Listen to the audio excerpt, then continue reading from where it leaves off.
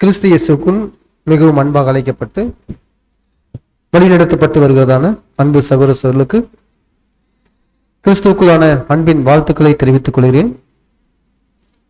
தேவனுடைய மிகுந்த இரக்கம் அவருடைய தயவினாலும் கூட இந்நாள் வரையிலும் நம்மை ஜீவனோடு காத்து ஆவிக்கேற்ற ஆகாரத்தையும் தந்து கிருபியாக போஷித்து வழிநடத்தி வருகிறார். அதற்காக கூட நம்முடைய ஆண்டவராகிய இயேசு கிறிஸ்து மூலமாக நம்முடைய தேவனுக்கு கோடான கோடி ஸ்தோத்திரங்களையும் நன்றிகளையும் கூட எடுத்துக்கொள்கிறேன்.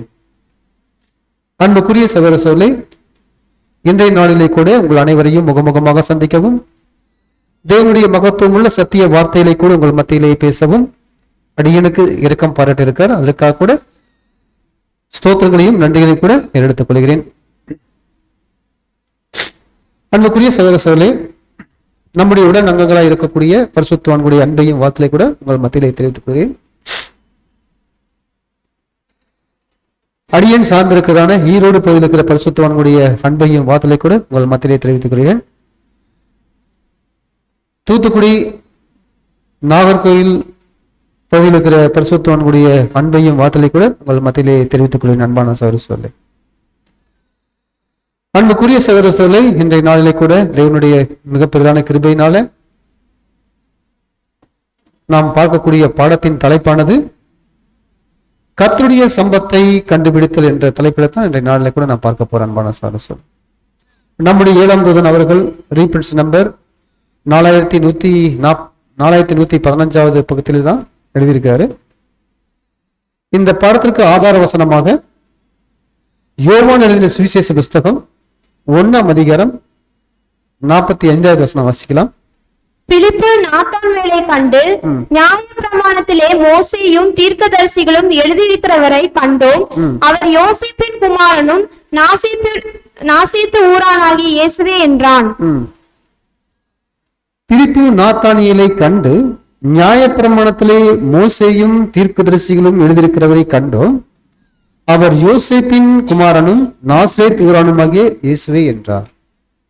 இந்த ஆதார வசனத்தை கொண்டு தான் இன்றைய நாளில் கொண்டான பாடத்தை கூட நான் பார்க்கலாம். அன்பான சகோதரர்களே, அன்புக்குரிய சகோதர சகோதரிகளே, இந்த ஆதார வசனமானது நாம் பார்க்கும்போது இந்த வசனத்தை யார் மத்தியில யாரு பேசுறா? பிலிப்பு நாத்தான் இடத்துல சொல்றாரு. பிலிப்பு நாத்தானியேலை கண்டு, அப்ப நாத்தான் இடத்துல யாரை குறித்து சொல்றாரு அப்படின்னா நாசரேத் ஊரானுமாகிய இயேசு கிறிஸ்துவை குறித்து சொல்றாரு. ஏன்னா மேசியாவை கண்டேன்னு சொல்லி சொல்றத கூட நான் பார்க்கிறேன். அன்பான சகோதரர்களே, இதை கூட நாம் வசனம் வாசிக்கலாம். யோவான் எழுதிய சுவிசேஷ புஸ்தகம் 1ஆம் அதிகாரம் 35 51 வசனம் வரைக்கும் நிதானமா தெளிவா வாசிங்க. மறுநாளிலே யோவானும் அவனுடைய சீசரில் 2 பேரும் நிற்கும்போது இயேசு நடந்து போகிறதை அவன் கண்டு, இதோ தேவ ஆட்டுக்குட்டி என்றான். அவன் அப்படி சொன்னதை அவ்விரண்டு சீசரும் கேட்டு இயேசுவுக்கு பின் சென்றார்கள். இயேசு திரும்பி அவர்கள் பின் செல்லுகிறதை கண்டு, என்ன தேடுகிறீர்கள் என்றார். அதற்கு அவர், ரபி, நீர் எங்கே தங்கியிருக்கிறீர் என்று கேட்டார்கள். ரபி என்பதற்கு போதகரே என்று அர்த்தமாம். அவர் வந்து பாருங்கள் என்றார். அவர்கள் வந்து அவர் தங்கியிருந்த இடத்தை கண்டு அன்றைய தினம் அவரிடத்தில் தங்கினார்கள். அப்பொழுது ஏறக்குறைய 10 மணி வேளையாயிருந்தது. யோவான் சொன்னதை கேட்டு அவருக்கு பின் சென்ற 2 பேரில் ஒருவன் சீமோன் பேதுருவின் சகோதரனாகிய அந்திரேயா என்பவன்.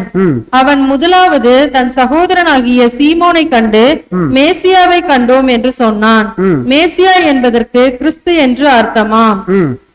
பின்பு அவனை இயேசுவின் இடத்தில் கூட்டிக் கொண்டு வந்தான். இயேசு அவனை பார்த்து, நீ யோனாவின் மகனாகிய சீமோன், நீ கேபா எனப்படுவாய் என்றார். கேபா என்பதற்கு பேதுரு என்று அர்த்தமாம். மறுநாளிலே இயேசு கலிலேயாவுக்கு போக மனதாயிருந்து பிலிப்புவை கண்டு, நீ எனக்கு பின் சென்று வா என்றார். பிலிப் என்பவன் அந்திரேயா பேதுரு என்பவர்களுடைய ஊராகிய பெத்சாயிதா பட்டணத்தான். பிலிப்பு நாத்தான்வேலை கண்டு, நியாயப்பிரமாணத்திலே மோசேயும் தீர்க்கதரிசிகளும் எழுதியிருக்கிறவரை கண்டோம். அவர் யோசேப்பின் குமாரனாகிய நாசரேத் ஊரானுமாகிய இயேசுவே என்றான். அதற்கு நாத்தான்வேல், நாசரேத்திலிருந்து யாதொரு நன்மை உண்டாக கூடுமா என்றான். அதற்கு பிலிப்பு, வந்து பார் என்றான். இயேசு நாத்தான்வேலை தம்மிடத்தில் வர கண்டு அவனை குறித்து, இதோ கபடற்ற உத்தம இஸ்ரவேலன் என்றார். அதற்கு நாத்தான்வேல், நீர் என்னை எப்படி அறிவீர் என்றான். இயேசு அவனை நோக்கி, பிலிப்பு உன்னை அழைக்கிறதற்கு முன்னே நீ அத்தி மரத்தின் கீழ் இருக்கும்போது உன்னை கண்டேன் என்றார். அதற்கு நாத்தானேல், ரபி, நீர் தேவனுடைய குமாரன், நீர் இஸ்ரேலின் ராஜா என்றான். இயேசு அவனுக்கு பிரதியுத்தரமாக, அத்திமரத்தின் கீழே உன்னை கண்டேன் என்று நான் உனக்கு சொன்னதினாலேயா விசுவாசிக்கிறாய்? இதிலும் பெரிதானவைகளை காண்பாய் என்றார். பின்னும் அவர் அவனை நோக்கி, வானம் திறந்திருக்கிறதையும் தேவதூதர்கள் மனுஷகுமாரரிடத்திலிருந்து ஏறுகிறதையும் இறங்குகிறதையும் நீங்கள் இது முதல் காண்பீர்கள் என்று மெய்யாகவே மெய்யாகவே உங்களுக்கு சொல்லுகிறேன் என்றார். அன்புக்குரிய சகோதரர்களே, வாசிக்கப்பட்ட இந்த வேத பகுதியில் நாம் பார்க்கும்போது இதில் நீங்க தெளிவாக கவனிச்சிருப்பீங்கன்னு நினைக்கிறேன். இதுல நாம் பார்க்கும்போது என்னென்ன கதாபாத்திரங்கள்லாம் இதுல இருக்கிறாங்க, யாரெல்லாம் இருக்கிறாங்க அப்படின்னா, யோவான் ஸ்நானகன் இருக்காரு, அப்புறம் கர்த்தர் இயேசு, அப்புறம் பிலிப்பு, நாத்தானியேலு, அந்திரேயா, பேதுரு, அப்புறம் இவங்க எல்லாம் இருக்கிறாங்க. கரெக்டுங்களா? அப்போ பாருங்க அன்புக்குரிய சகோதரர்களே, அப்போ இன்றைக்கு நாளில் நாம் பார்க்கும்போது கர்த்தருடைய சம்பத்தை கண்டுபிடித்தல் அப்படின்னா, அப்போ கர்த்தருடைய சம்பத்து அப்படின்னா என்னங்க? சம்பத்து அப்படின்னா சொத்துன்னு அர்த்தம். அப்போ தேவனுடைய சொத்தாய் இருக்கக்கூடிய ஜனங்கள் யார் அப்படின்னா, பழைய ஏற்பாடு காலத்துல இஸ்ரேல் ஜனங்கள் தான் தேவனுடைய சொத்து. அப்போ இஸ்ரேல் ஜனங்கள் தான் தேவனுடைய சொத்தா இருக்கும்போது பழைய ஏற்பாடு காலத்துல, அப்போ இன்றைக்கு சுவிசேஷ காலத்துல இருக்கக்கூடிய தேவனுடைய சொத்து அப்படின்னு சொன்னா யாரை தான் சொல்லுவாங்க? தேவனோடு நல்மனச்சாட்சி உடன்படிக்கை செய்த ஒவ்வொரு தேவனுடைய பிள்ளைகள் ஒவ்வொருவரும் கூட யாருங்க? தேவனுடைய சொத்து. அப்ப இன்றைக்கு நாம எல்லாருமே நாம என்ன பண்ணியிருக்கிறோம்? தேவனோடு நல்மனச்சாட்சி உடன்படிக்கை பண்ணியிருக்கோம் இல்லைங்களா? இப்ப நாமளா தேவனுடைய சொத்து. அப்ப பாருங்க அன்புக்குரிய சகோதர சகோதரர்களே, அப்போ பழைய ஏற்பாடு காலத்துல இருக்கக்கூடிய தேவனுடைய கட்டளைகளை கை கொண்டு அதன்படி நடக்கும்போது தான் அவங்க தேவனுடைய சொத்தா இருப்பாங்க. ஒருவேளை அவங்களுடைய தேவனுடைய கட்டளைகளையும் நியாயங்களையும் எல்லாம் கை கொள்ளாம இருந்தாங்கன்னா தேவனுடைய சொத்தா இருக்க முடியுங்களா? இருக்க முடியுமா? முடியாது. ஒரு வசனம் வாசிக்கலாம். யாத்திரையாகமம் 19ஆம் அதிகாரம் 5வது வசனம் வாசிங்க.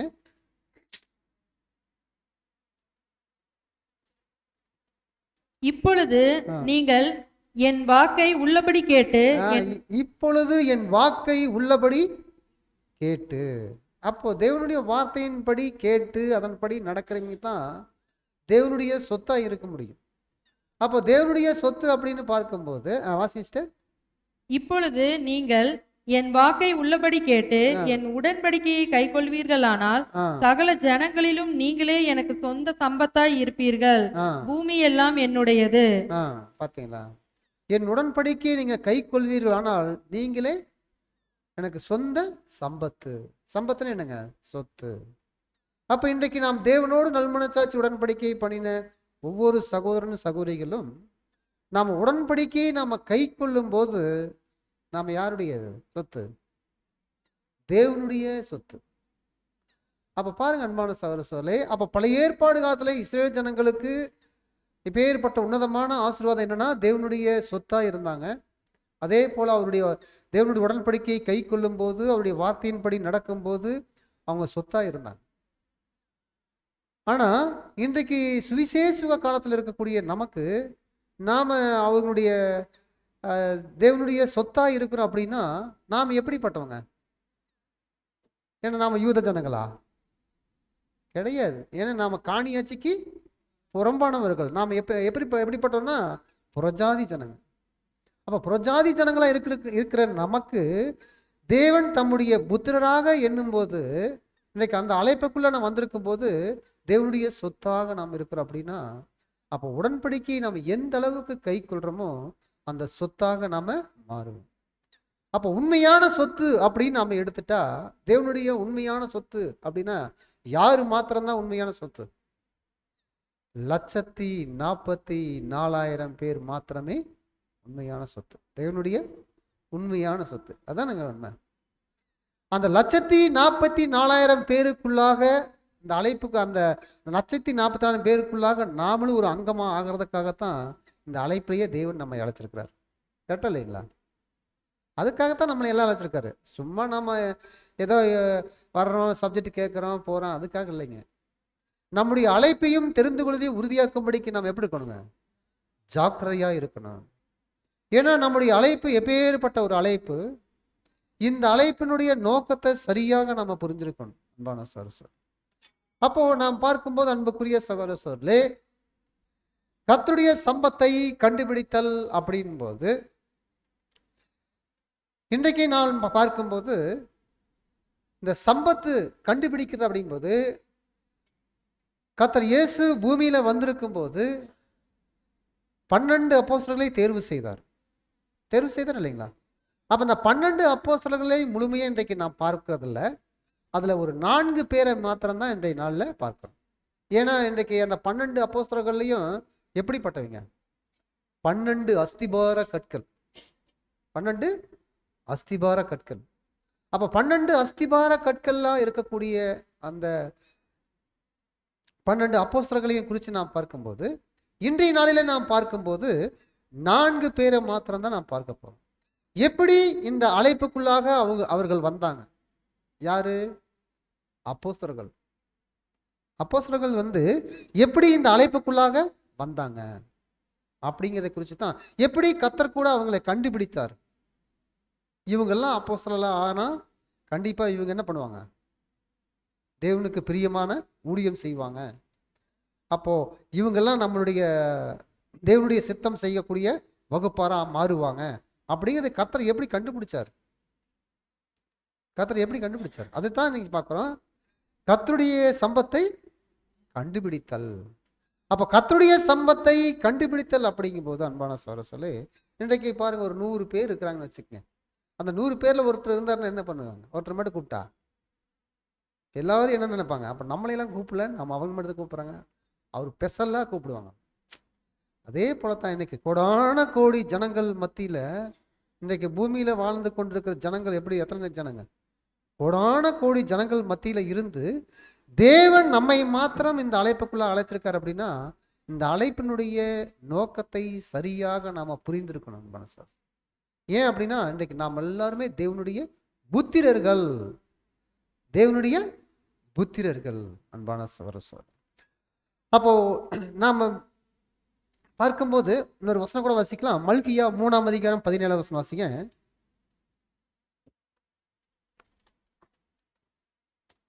என் சம்பத்தை நான் சேர்க்கும் நாளிலே அவர்கள் என்னுடையவர்களாய் இருப்பார்கள் என்று சேனைகளின் கர்த்தர் சொல்லுகிறார். ஒரு மனுஷன் தனக்கு ஊழியம் செய்கிற தன்னுடைய குமாரனை கடாட்சிக்கிறது போல நான் அவர்களை கடாட்சிப்பேன். ஆமா, இந்த வசனம் யாரை குறித்து சொல்றாரு?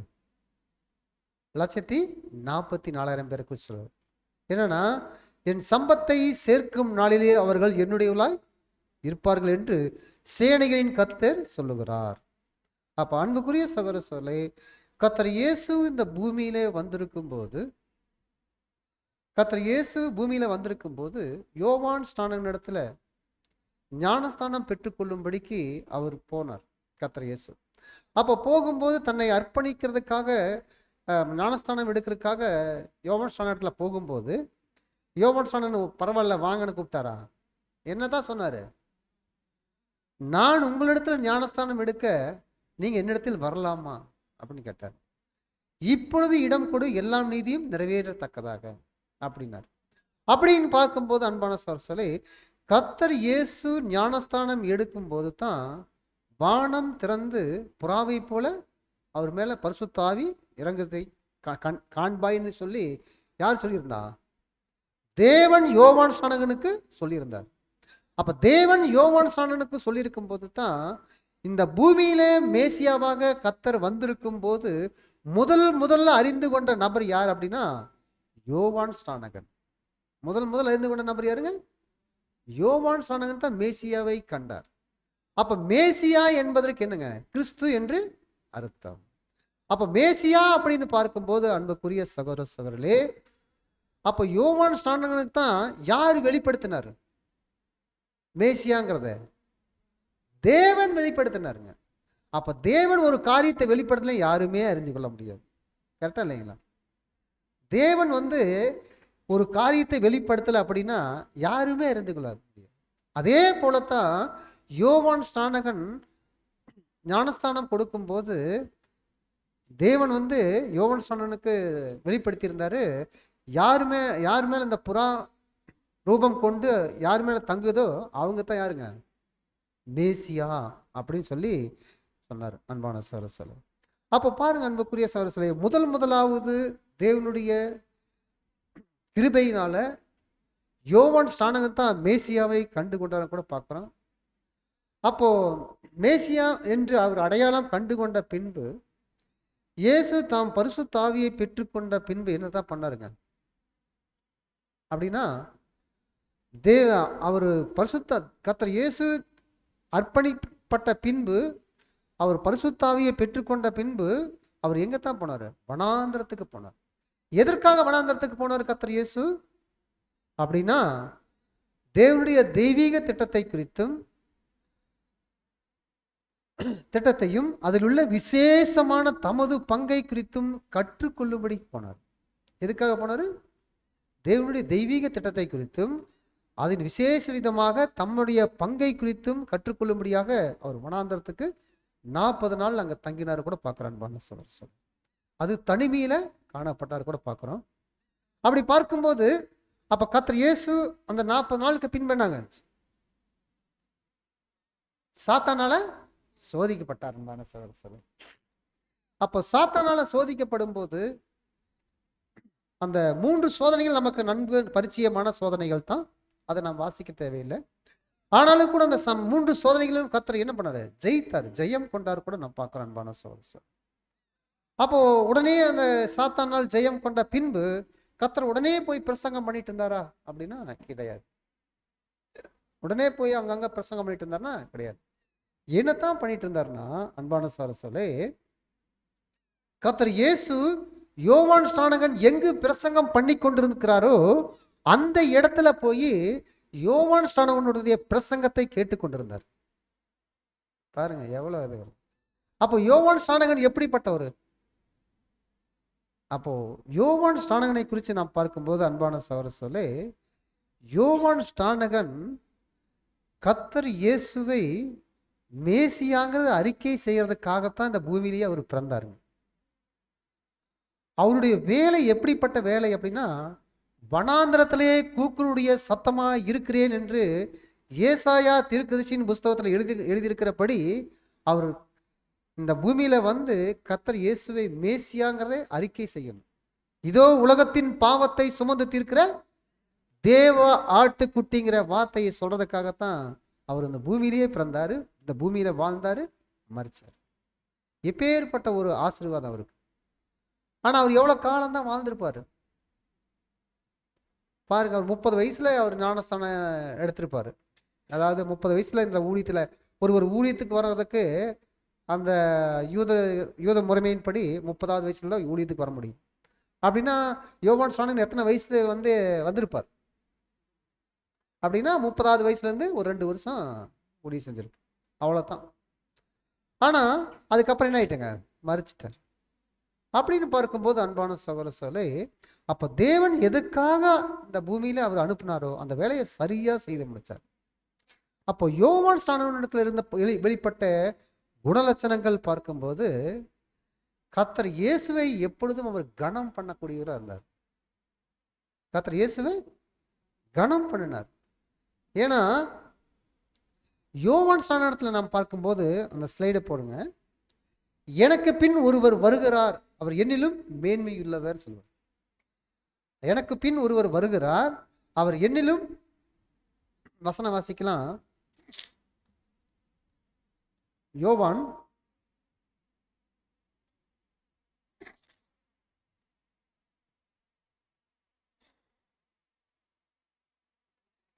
யோவான் 30வது வசனம் வாசிங்க. யோவான் 1ஆம் அதிகாரம் 30வது வசனம். எனக்கு பின் ஒருவர் வருகிறார், ஆ, அவர் எனக்கு முன்னிருந்தபடியால் ஆ. என்னிலும் மேன்மையுள்ளவர் என்று நான் சொன்னேனே, அவர் இவர்தான். பார்த்தீங்களா? எனக்கு பின் ஒருவர் வருகிறார், அவர் எனக்கு முன் இருந்தபடியினால் என்னிலும் மேன்மையுள்ளவர் என்று நான் சொன்னேனே, அவர் இவர்தான் சொல்றார். அப்ப பாருங்க அன்பான சகோதரர்களே, அப்போ ஆனா யோவான் ஸ்நானகன் இந்த வார்த்தை சொல்லும்போது, யோவான் ஸ்நானகன் பாருங்க, அந்த ஸ்லைடு போடுங்க வாசிச்சுட்டு. யோவான் ஸ்நானனிடத்தில் காணப்பட்ட எளிமையும் நேர்மையும் குறிப்பிடத்தக்கதாகும். காரணம், இத்தகைய தன்மைகள் அரிதானவைகளாகும். உயர் பண்புகளுடையவர்கள் மத்தியிலும் கூட பெரும்பான்மையானவர்கள் யோவானிடம் ஒப்புவிக்கப்பட்ட வேலைக்கு பாத்திரமற்று போகும் வண்ணமாக சுயநலமும் பேராசையும் கொண்டுள்ளனர். பெரும்பான்மையானவர்களுக்கு தங்களுடைய ஸ்தானம், வேலை மற்றும் மதிப்பு குறித்த விஷயங்களை உயர்வாக பாராட்டி பேசுவதை தவிர்ப்பது என்பது கூடாத காரியமாகும். பாத்தீங்களா? இந்த வசனம் இதை பார்த்தீங்கன்னா, இந்த ஸ்லைடில் நான் பார்க்கும்போது அன்பான சகோதரர்களே, யோவான் ஸ்நானத்தில் காணப்பட்ட குணங்கள் பார்க்கும்போது எளிமையும் நேர்மையும், எளிமை மற்றும் நேர்மை, இப்படிப்பட்ட குணங்கள் அவருக்குள்ளாக காணப்பட்டுச்சு. அதே போல இப்படிப்பட்ட குணங்களின் தன்மை அரிதானவைகள் அப்படிங்கிறார். அநேக இடத்துல என்ன ஆகாது, இப்படிப்பட்ட குணங்கள் தன்மை இருக்காது.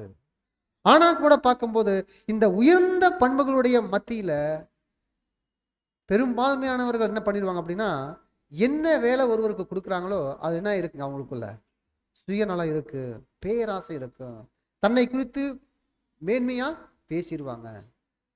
ஏன்னா இவர் எங்கேயாவது சொன்னாரா யோவான் ஸ்நானகன், நான் தான் மேசியாவுக்கு நானே ஞானஸ்தானம் கொடுத்தேன் அப்படி சொன்னாரா? அப்படின்னு ஏதாவது சொல்றாரா? எப்பவுமே தன்னை தாழ்த்துறாரு. ஏன்னா ஒரு இடத்துல என்ன சொல்லுவார் அப்படின்னா, யோவான் ஸ்நானகன் நான் சிறுகவும் அவர் பெருகவும் வேண்டும். அப்ப பாருங்க, அதனால்தான் சொல்றாரு, அதாவது எனக்கு பின் ஒருவர் வருகிறார், அவர் என்னிலும் முன்னிருந்தவர். அன்பான சகோதரர்களே, அப்போ இங்க என்ன சொல்றாரு அப்படின்னா, இன்னைக்கு யோவான் ஸ்நானன் பெற்றுக்கொண்ட வேலையை போல மற்றவர்களுக்கு கூட வேலை ஏதாவது ஒரு ஸ்தானத்துல இருந்தா கூட அந்த ஸ்தானத்தை எப்படி நினைப்பாங்க அப்படின்னா, அதாங்க சொல்றாரு, பெரும்பான்மையானவர்களுக்கு தங்களுடைய ஸ்தானம், வேலை மற்றும் மதிப்பு குறித்த விஷயங்களை உயர்வாக பாராட்டி பேசுவதை தவிர்ப்பது என்பது கூடாத காரியம். ஏன்னா அநேகர் என்ன பண்ணிக்கிறாங்க, அவங்களுக்கு கொடுக்கப்பட்ட வேலையாகட்டும், அந்த கனமாகட்டும், இதை என்ன பண்ணுவாங்க, பாராட்டி பெருமை பாராட்டிக்குவாங்க. எப்படியாவது என்ன பண்ணுவாங்க, பெருமை பாராட்டி பேசுறதுக்கு ஆகுவாங்க. ஆனா இப்படிப்பட்டதான குணங்கள் இருக்கக்கூடாது. ஏன்னா அது பெருமைக்குள்ளாக போயிடும். ஆனா யோவான் ஸ்நானனுக்கு கொடுக்கப்பட்ட உன்னதமான ஒரு வேலை என்னன்னா, என்ன வேலைங்க, மேசியாவை அறிவிக்கிற வேலை.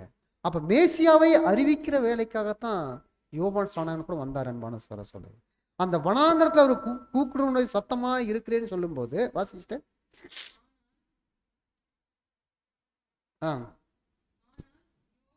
ஆனால் யோவான் தன்னை பற்றி முற்றிலும் நினைக்காமல் மேசியாவை அறிவிக்கும் வனாந்தரத்தின் கூக்குரல் பற்றின தனது பொறுப்பை மாத்திரமே நினைவில் கொண்டிருந்தார். அவருடைய பொறுப்பு என்ன நினைச்சிட்டு இருந்தாருங்க, வனாந்தரத்திலே கூக்குரல் பற்றின தனது பொறுப்பை மாத்திரமே நினைவில் கொண்டிருந்தார். தன்னை பற்றி எதுவுமே நினைக்கலைங்க. யோவான் ஸ்நானகன் தன்னை பற்றி எதுவுமே நினைக்கல.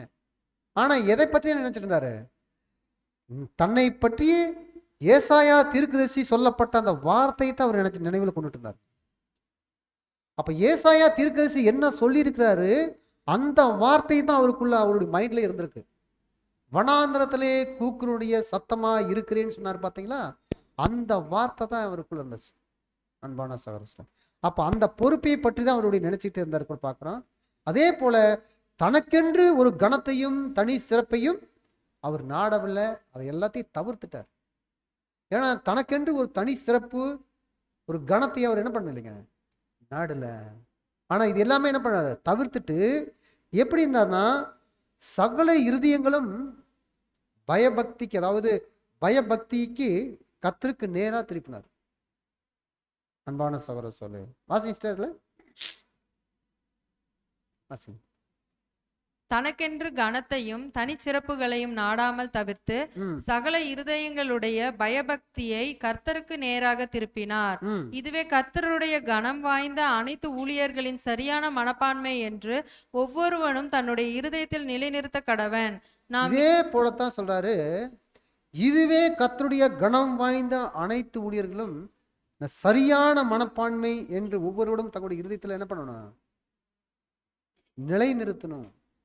எந்த ஒரு ஊழியக்காரனும் யோவான் ஸ்நானகன் எப்படி ஒரு வெளிப்படுத்தினாரோ நேர்மை மற்றும் உண்மை என்ற குணலட்சணத்தின் மூலமாக அவருக்கு கொடுக்கப்பட்ட வேலை, மதிப்பு, கணம் இது எல்லாத்தையும் அவர் பெருசா எண்ணாம அவர் என்ன பண்றாரு? தன்னை தாழ்த்திட்டார். முழுவதும் தன்னை தாழ்த்தினார் கூட பார்க்கிறான். அன்பான சகோதர சகோதரி, இதே போலத்தான் இன்றைக்கு கர்த்தருடைய பிள்ளைகளாய் இருக்கக்கூடிய தேவனோடு உடன்படிக்கை செய்த ஒவ்வொருவருக்குள்ளாகவும் இருக்கக்கூடிய குணலட்சணமானது என்னங்க? எளிமை, நேர்மை.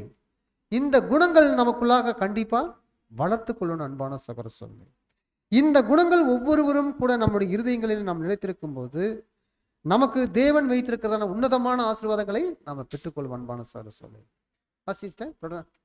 நாம் எந்த அளவுக்கு இந்த ஊழியத்தில் உண்மையாயிருந்து நமக்காக அல்லாமல் நமது ஆண்டவருக்கு துதியையும் கனத்தையும் சேர்க்கவும் நாடி தெய்வீக திட்டமானது மையம் கொண்டுள்ள அவரை சுட்டி காட்டுகின்றோமோ அவ்வளவாய் நாம் கர்த்தரால் அங்கீகரிக்கப்பட்டு பரலோக ராஜ்யம் மற்றும் மகிமையில் பங்கடையும் பலனை பெற்றுக்கொள்ளத்தக்கதான ஆவியையும் குணலட்சணங்களையும் வெளிப்படுத்துகிறவர்களாயும் இருப்போம். ஒருவேளை சிஸ்டர், அப்ப பாத்தீங்களா நம்ம எந்த அளவுக்கு நாம் கர்த்தரை வந்து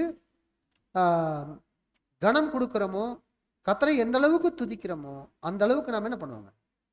நாம் கர்த்தரால் அங்கீகரிக்கப்பட்டு பரலோக ராஜ்யத்தில் மகிமையில பங்கடையத்தக்க பலனை பெற்றுக்கொள்வோம். இந்த குணலட்சணங்கள் ஒவ்வொருவருக்குள்ளாகவும் இருக்கணும். அன்பான சகோதர சகோதரி, அப்போ யோவான் ஸ்நானகன் கூட என்ன பண்ணாரு? ஏன்னா யோவான் ஸ்நானகன் யாரை கனப்படுத்திட்டாருங்க? கர்த்தர் இயேசுவை கனப்படுத்தினார். அதே போலத்தான் நாம கூட இந்த பூமியில வாழும் நாட்களில் அன்பான சகோதரர்களே ஒவ்வொருவரும் கர்த்தர் இயேசுவை எப்பொழுதும் கனம் பண்ணுவதா இருக்கணும். அதான் சொல்றாரு யோவான் 5ஆம் அதிகாரம் 23ஆவது வசனத்துல வாசிக்கும் போது, வாசிங்க, அதே வாசிங்க, ஸ்லைட்ல வாசிங்க. ஒருவேளை நாம் இந்த ஆவியை விருத்தி செய்து நம்முடைய இருதயங்களில் அவைகளை கொண்டிராவிட்டால் நாம் ராஜ்யத்திற்கு தகுதியற்றவர்களாகி விடுவோம்.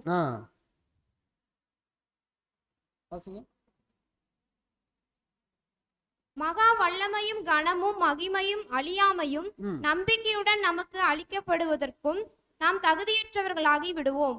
குமாரனை கனம் பண்ணாதவன் அவரை அனுப்பின பிதாவையும் கனம் பண்ணாதவனாய் இருக்கிறான். பாத்தீங்களா? குமாரனை கனம் பண்ணாதவன் அவரை அனுப்பின பிதாவையும் கனம் பண்ணாதவனாய் இருக்கிறான். அப்போ குமாரனை யார் ஒருவர் கனம் பண்ணுகிறாரோ அவர் தான் நம்ம என்ன பண்ணுவார்? உயர்த்துவார். அன்பான சார், அப்போ குமாரனை கனம் பண்ணாதவன் அவன் தன்னை அனுப்பின பிதாவையும் கனம் பண்ணாதவனா இருக்கிறான். அன்பான சோர சொல்ல அதுல பாத்தீங்கன்னா லூக்கா 9ஆம் அதிகாரம் 27 வாசிங்க. என்னை குறித்தும் என் வார்த்தைகளை குறித்தும் எவன் வெட்கப்படுகிறானோ அவனை குறித்து மனுஷகுமாரனும் தம்முடைய மகிமையோடும் பிதாவின் மகிமையோடும் பரிசுத்த தூதர்களின் மகிமையோடும் வரும்போது வெட்கப்படுவார். இது யார் சொன்ன வார்த்தைங்க? இது கர்த்தர் இயேசு சொன்ன வார்த்தை. கர்த்தர் இயேசு என்ன சொல்றாருன்னா, என்னை குறித்தும் என் வார்த்தைகளை குறித்தும் எவன் வெட்கப்படுகிறானோ அவனை குறித்தும் மனுஷகுமாரனும் தம்முடைய மகிமையோடு பிதாவின் மகிமையோடும் பரிசுத்த தூதர்களின் மகிமையோடு வரும்போது அவனை குறித்து வெட்கப்படுவார். அப்போ அதுதான் சொல்றாரு. கர்த்தர் சொல்றாரு, கர்த்தர் இயேசு என்ன பண்ணணும்? கனம் பண்ணணும். கர்த்தருடைய வார்த்தைக்கு மதிப்பு கொடுக்கணும். அப்போ இந்த தன்னை தாழ்த்துறாரு அப்படின்னா யோவான் ஸ்நானகனை தன்னை தாழ்த்துறாரு. அப்போ தாழ்த்தும் போது யோவான் ஸ்நானகனை குறித்து கர்த்தர் இயேசு சொன்னார். என்ன சொன்னார் தெரியுங்களா? ஸ்திரீகளிடத்தில் பிறந்த யோவான் ஸ்நானகனை காட்டிலும் பெரிய தீர்க்கதரிசி ஒருவனும் இல்லை. அப்போ நமக்கு தீர்க்கதரிசனை பாருங்க, யோவான் ஸ்நானகன் கர்த்தருக்கு முன்பாக எந்த அளவுக்கு தன்னை தாழ்த்தினாரோ அந்த அளவுக்கு என்ன பண்ணிக்காருங்க? உயர்த்தி வச்சிருக்காரு. அப்ப பாருங்க, பழைய ஏற்பாடு காலத்துல எத்தனையோ தீர்க்கதரிசன புஸ்தகங்கள் இருக்கு. பெரிய பெரிய தீர்க்கதரிசிகள் இருக்காங்க, சிறிய தீர்க்கதரிசிகள் இருக்காங்க. ஆனா அந்த தீர்க்கதரிசிகளை காட்டிலும் பெரிய தீர்க்கதரிசி யாரு சொல்றாருங்க? யோவான் ஸ்நானகன் சொல்றாரு. அப்போ கர்த்தர் இயேசு ஒருவர் பெரியவர்னு சொன்னாருன்னா அவர் எப்படிப்பட்டவருங்க? அப்ப அதான் சொல்றாரு, மத்தேயு 11:11 வாசிங்க.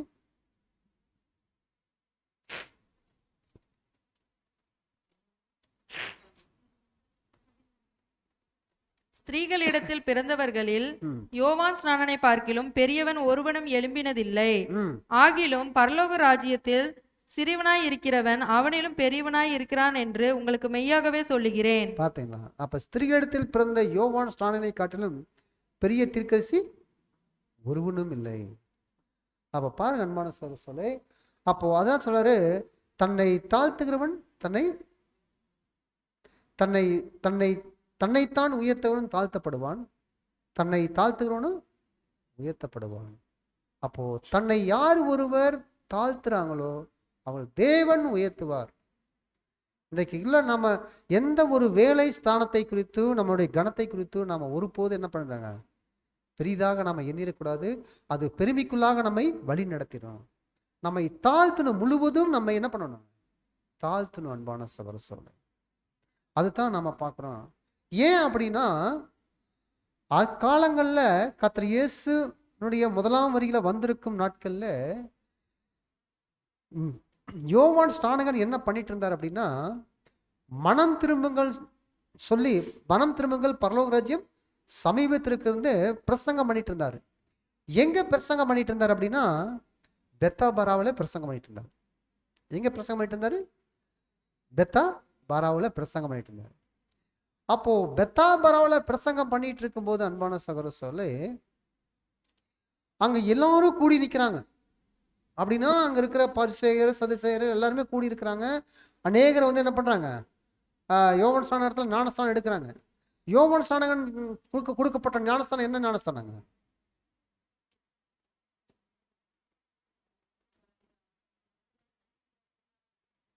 யோவான் ஸ்நானகன் கொடுக்கப்பட்ட ஞானஸ்தானம் மனம் திரும்புதலுக்கு ஏற்ற ஞானஸ்தானம். என்ன ஞானஸ்தானம் அப்படின்னா, மனம் திரும்புதலுக்கு ஏற்ற ஞானஸ்தானம் கொடுத்தாரு. அப்போ அவங்க பாவம் மன்னிப்பு உண்டாகும்படிக்கு மனம் திரும்புதலுக்கான ஞானஸ்தானம் கொடுத்தாருன்னா, அவங்க எந்த பாவத்திற்காக அவங்கெல்லாம் ஞானஸ்தானம் எடுத்தாங்க? யூத ஜனங்கள் ஆதாமுக்குள்ளான பாவத்துக்காகவா?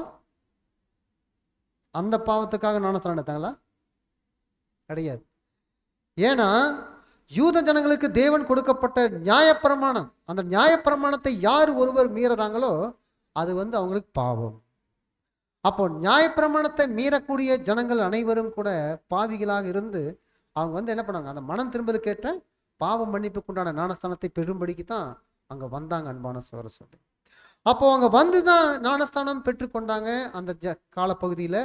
அப்போதான் எல்லாருமே பார்க்கறாங்க, ஒருவேளை இவர் மேசியாவா இருக்குமோ அப்படின்னு தான் யோவான் ஸ்நானகர்ல கேட்கிறாங்க, நீ கிறிஸ்துதானா அப்படின்னு கேட்கிறாங்க. அப்படின்னு என்ன சொல்லுவாங்க, நான் அவர் அல்ல அப்படியே சொன்னார். யோவான் ஸ்நானகர் என்ன சொன்னாரு, நான் அவர் அல்ல, நான் கிறிஸ்து அல்ல, தீர்க்கதரிசியானவரும் அல்ல, எனக்கு என்னன்னா வனாந்தரத்திலே கூப்பினுடைய சத்தமா இருக்கிறேன், அவருடைய பாதரட்சியின் வாரை அவுக்கிறதுக்கு நான் பாத்திரன் அல்ல அப்படின்னு சொல்லிட்டு அவர் என்ன சொல்ற, அவருக்கு கீழாக ஒரு வேலைக்காரனா இருக்கக்கூடியவனு கூட தகுதி அல்ல அப்படிங்கிற அளவுக்கு தன்னை தாழ்த்திட்டாருங்க அன்பான சார் சொல்ல. அப்போ அந்த அளவுக்கு இருந்தாருங்க. அப்போ அங்க கேட்கப்பட்ட கேள்வி பார்க்கும்போது அவங்க ஜனங்க, லூக்கா 3:15 வாசிங்க.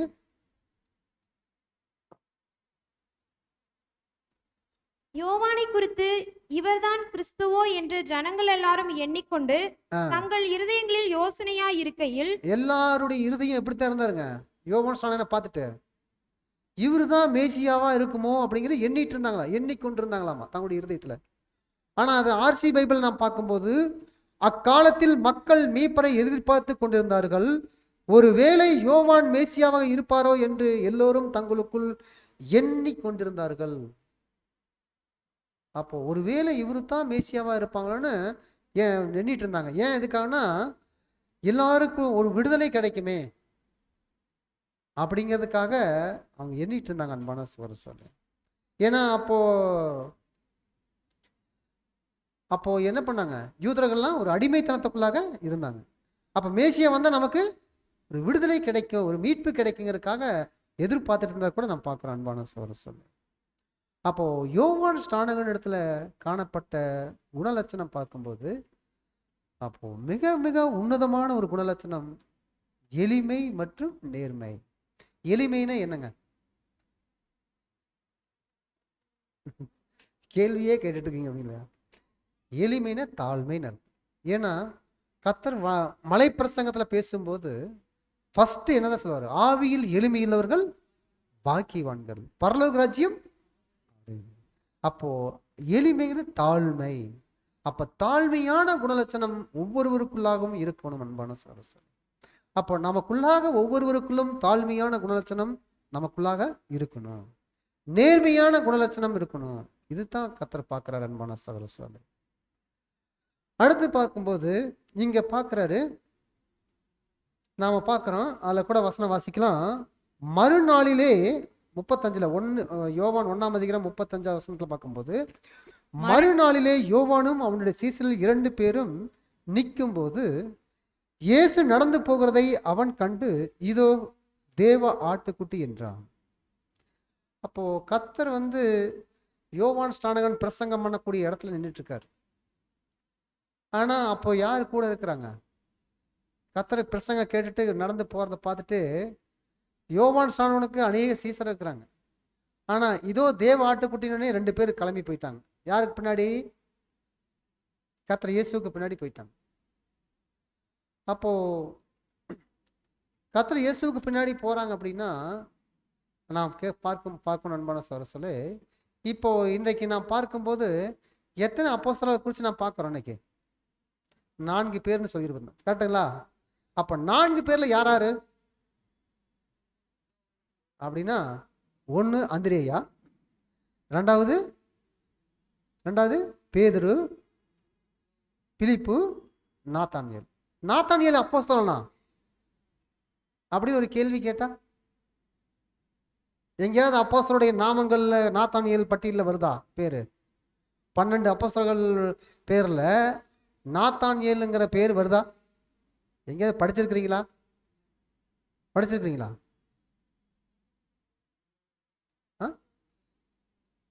படிச்சிருக்கிறீங்களா படிக்கலையா? இல்லை அப்படின்னு தான் சொன்னீங்க, கேட்டீங்களா? அப்ப அன்பான சகோதரர்களே, நாத்தானியேலும் ஒரு அப்போஸ்தலன் தான். எப்படின்னா, பர்தலமேயுன்னு படிக்கிறீங்களா? 12 அப்போஸ்தலர்கள் பட்டியல பர்தலமேயுன்னு படிக்கிறீங்களா? அது யாருன்னா நாத்தானியேல் தான். நாத்தானியேலுக்கு இன்னொரு பேர் என்னங்க? பர்தலமேயு. அப்ப இப்போ புரிஞ்சுச்சுங்களா? அப்ப இவரு என்ன பண்ண, நாத்தானியேலு கூட அப்போஸ்தலன் தான். அப்போ நாத்தானியேலும் அப்போஸ்தலன் தான் அப்படின்னு பார்க்கும்போது அன்பான சகோதரர்களே, அப்போ இங்க பாருங்க, பேதுரு, யோவான், யாக்கோபு, அந்திரேயா இவங்கெல்லாம் என்ன தொழில் செய்யறாங்க? இந்த 4 பேரும் மீன் பிடிக்கிற வேலையில் இருக்காங்க. இந்த 12 அப்போஸ்தலர்களுமே வேலைகள் வித்தியாசமான வேலைகள் செஞ்சுட்டு இருந்தாங்க. என்னென்ன வேலைகள்னா, இந்த 4 பேரை பத்தியும் நமக்கு நல்லா தெரியும். எங்க என்ன பண்ணாங்க? மீன் பிடிக்கிற வேலையை செஞ்சுட்டு இருந்தாங்க. ஆனா இவங்க பாருங்க அன்பான சகோதரர்களே, இவங்களுடைய பேதுரு, அந்திரேயா, பிலிப்பு இவங்கெல்லாம் எந்த ஊருக்காரங்க? எந்த ஊருக்காரங்க அப்படின்னு கேட்டா, வசனம் நீங்க சரியா வாசிக்கும் போது கேட்டிருந்தீங்கன்னா கண்டிப்பா சொல்லலாம். பெத்சாயிதா பட்டணத்துக்காரங்க, கரெக்டுங்களா? அப்போ பெத்சாயிதா பட்டணத்துக்காரங்க யாருன்னா, பிலிப்பு, அந்திரேயா, பேதுரு. அப்ப பாருங்க, பெத்சாயிதா பட்டணம் எங்க இருக்குது? பெத்தாபாரா அப்படிங்கிறது, பெத்தாபாராங்கிறது என்னன்னு தெரியுங்களா? பெத்தானியாவை தான் பெத்தாபாரான்னு சொல்லுவாங்க. பெத்தானியாவை தான் பெத்தாபாரா, நீங்க எல்லாம் எழுதிக்கங்க. அப்போ இந்த பெத்தாபாராவில் தான் யோவான் ஸ்நானகன் பிரசங்கம் பண்ணிட்டு இருக்கும்போது பெத்சாயிதா பட்டணத்திலிருந்து இங்க வந்திருக்காங்க. எங்க வந்திருக்கிறாங்க? யோவான் ஸ்நானகன் இடத்துல வந்திருக்கிறாங்க. இப்போ நீங்க மேப்பில் நீங்க வேணா பார்த்தீங்கன்னா பின்னாடி பைபிளுக்கு பின்னாடி ஒரு மேப் இருக்கு பார்த்தீங்களா? அதில் பாருங்க எப்படி இருக்குன்னா, அதில் பாருங்க பாலஸ்தீனா தேசம்னு ஒரு புதிய ஏற்பாட்டுடைய காலத்தில் இருக்கக்கூடிய ஒரு மேப் இருக்கா? இருக்குன்னா அதில் பாருங்க பெத்சாயிதா பட்டணம் எங்க இருக்கு பார்த்தீங்கன்னா, கலிலேயாவுக்கு பக்கத்தில் இருக்கா?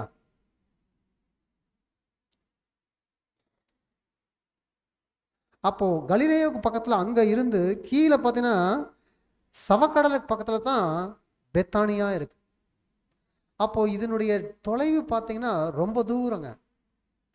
அப்போ ரொம்ப தூரம் இருந்து இவங்க என்ன பண்ணியிருக்கிறாங்க அப்படின்னா, பெத்சாயிதா பட்டணத்தில் இருந்து பெத்தாபராவில் வந்து யோவான் ஸ்நானகனுடைய பிரசங்கத்தை கேட்கறதுக்காக வந்திருக்கிறாங்கன்னா அவங்க எப்படிப்பட்டவர்? ஏன்னா யோவான் ஸ்நானகன் அவங்களுக்கு தெரிஞ்சிச்சு என்னன்னா, யாரோ பெத்தாபராவில் பரலோக ராஜ்யம் சமீபித்திருக்கிறது, மனம் திரும்ப சொல்லி பிரசங்கம் பண்ணிட்டு இருக்காரு, மேசியாவை குறித்து அறிவிச்சிட்டு இருக்காரு. நாம போய் கேட்போம், எப்படியாவது நாம போய் அவரை இடத்த கேட்டு யோவான் ஸ்நானத்தில் போய் கேட்டு அவருடைய சீசராக நாம் முதல்ல மாறிடுவோம் அப்படிங்கிற ஆர்வம் யாருக்குள்ள இருந்துச்சு? அப்படின்னா அந்திரேயா, பேதுரு, அப்புறம் யோவான். ஏன்னா இவங்கெல்லாம் மீன் பிடிக்கிறீங்கச்சுங்களா? அப்போ இவங்கெல்லாம் அங்கிருந்து வந்து இங்கே என்ன பண்ணிக்கிறாங்கன்னா கேட்கறதுக்காக வந்திருக்கிறாங்க. அப்போ ஒரு இவ்வளோ தொலைவில் இருந்து இவ்வளோ தூரம் வந்து கேட்டுட்டு இருக்கிறாங்க அப்படின்னா அவங்களுக்குள்ள இருந்த அவங்களுக்கெல்லாம் குடும்பம்லாம் இருக்குமா இருக்காதுங்களா? ஏன்னா பேதுருக்கு மனைவி கூட இருக்கிறாங்க. அப்படிங்கும்போது அவங்க வேலையை விட்டுட்டாங்க, அவங்களுடைய குடும்பத்தை, அதாவது அவங்களுடைய வேலை, வியாபாரம், அவங்க தொழில், இது அவங்க வீடு, இது எல்லாத்தையும் விட்டுட்டு எங்கே தான் வந்திருக்கிறாங்க? பெத்தாபராவில் வந்து யோவான் ஸ்நானகனுடைய பிரசங்கத்தை கேட்டு கொண்டிருக்கிறாங்க. அதுதான் கர்த்தர் பார்த்தாரு. இவங்க இந்த ஊர்க்காரங்கள் இல்லையே, பெத்சாயிதா பட்டணத்துக்காரங்க அங்கே இருந்து இந்த ஜனக்கூட்டத்தின் மத்தியில் இவங்க என்ன பண்றாங்க, இவங்களுடைய ஆர்வமெல்லாம் எப்படிப்பட்ட ஆர்வமா இருக்கு அப்படின்னு கர்த்தர் பார்த்துட்டு இருந்தார். அப்போ இங்க நாம் பார்க்கும்போது அன்பான சகோதரர்களே, அதைத்தான் அந்த மறுநாளிலே வாசிக்கும்போது, மறுநாளிலே யோவானும் அவனுடைய சீசரில் 2 பேரும் நிற்கும்போது இதோ இயேசு நடந்து போகிறதை அவன் கண்டு இது தேவ ஆட்டுக்குட்டின்னு சொன்னார். அப்போ இந்த தேவ ஆட்டுக்குட்டின்னு சொல்லும்போது இந்த 2 சீசர்களை பின்னாடி செஞ்சுட்டாங்க பார்த்தீங்களா? அந்த 2 சீசர் யாருங்க?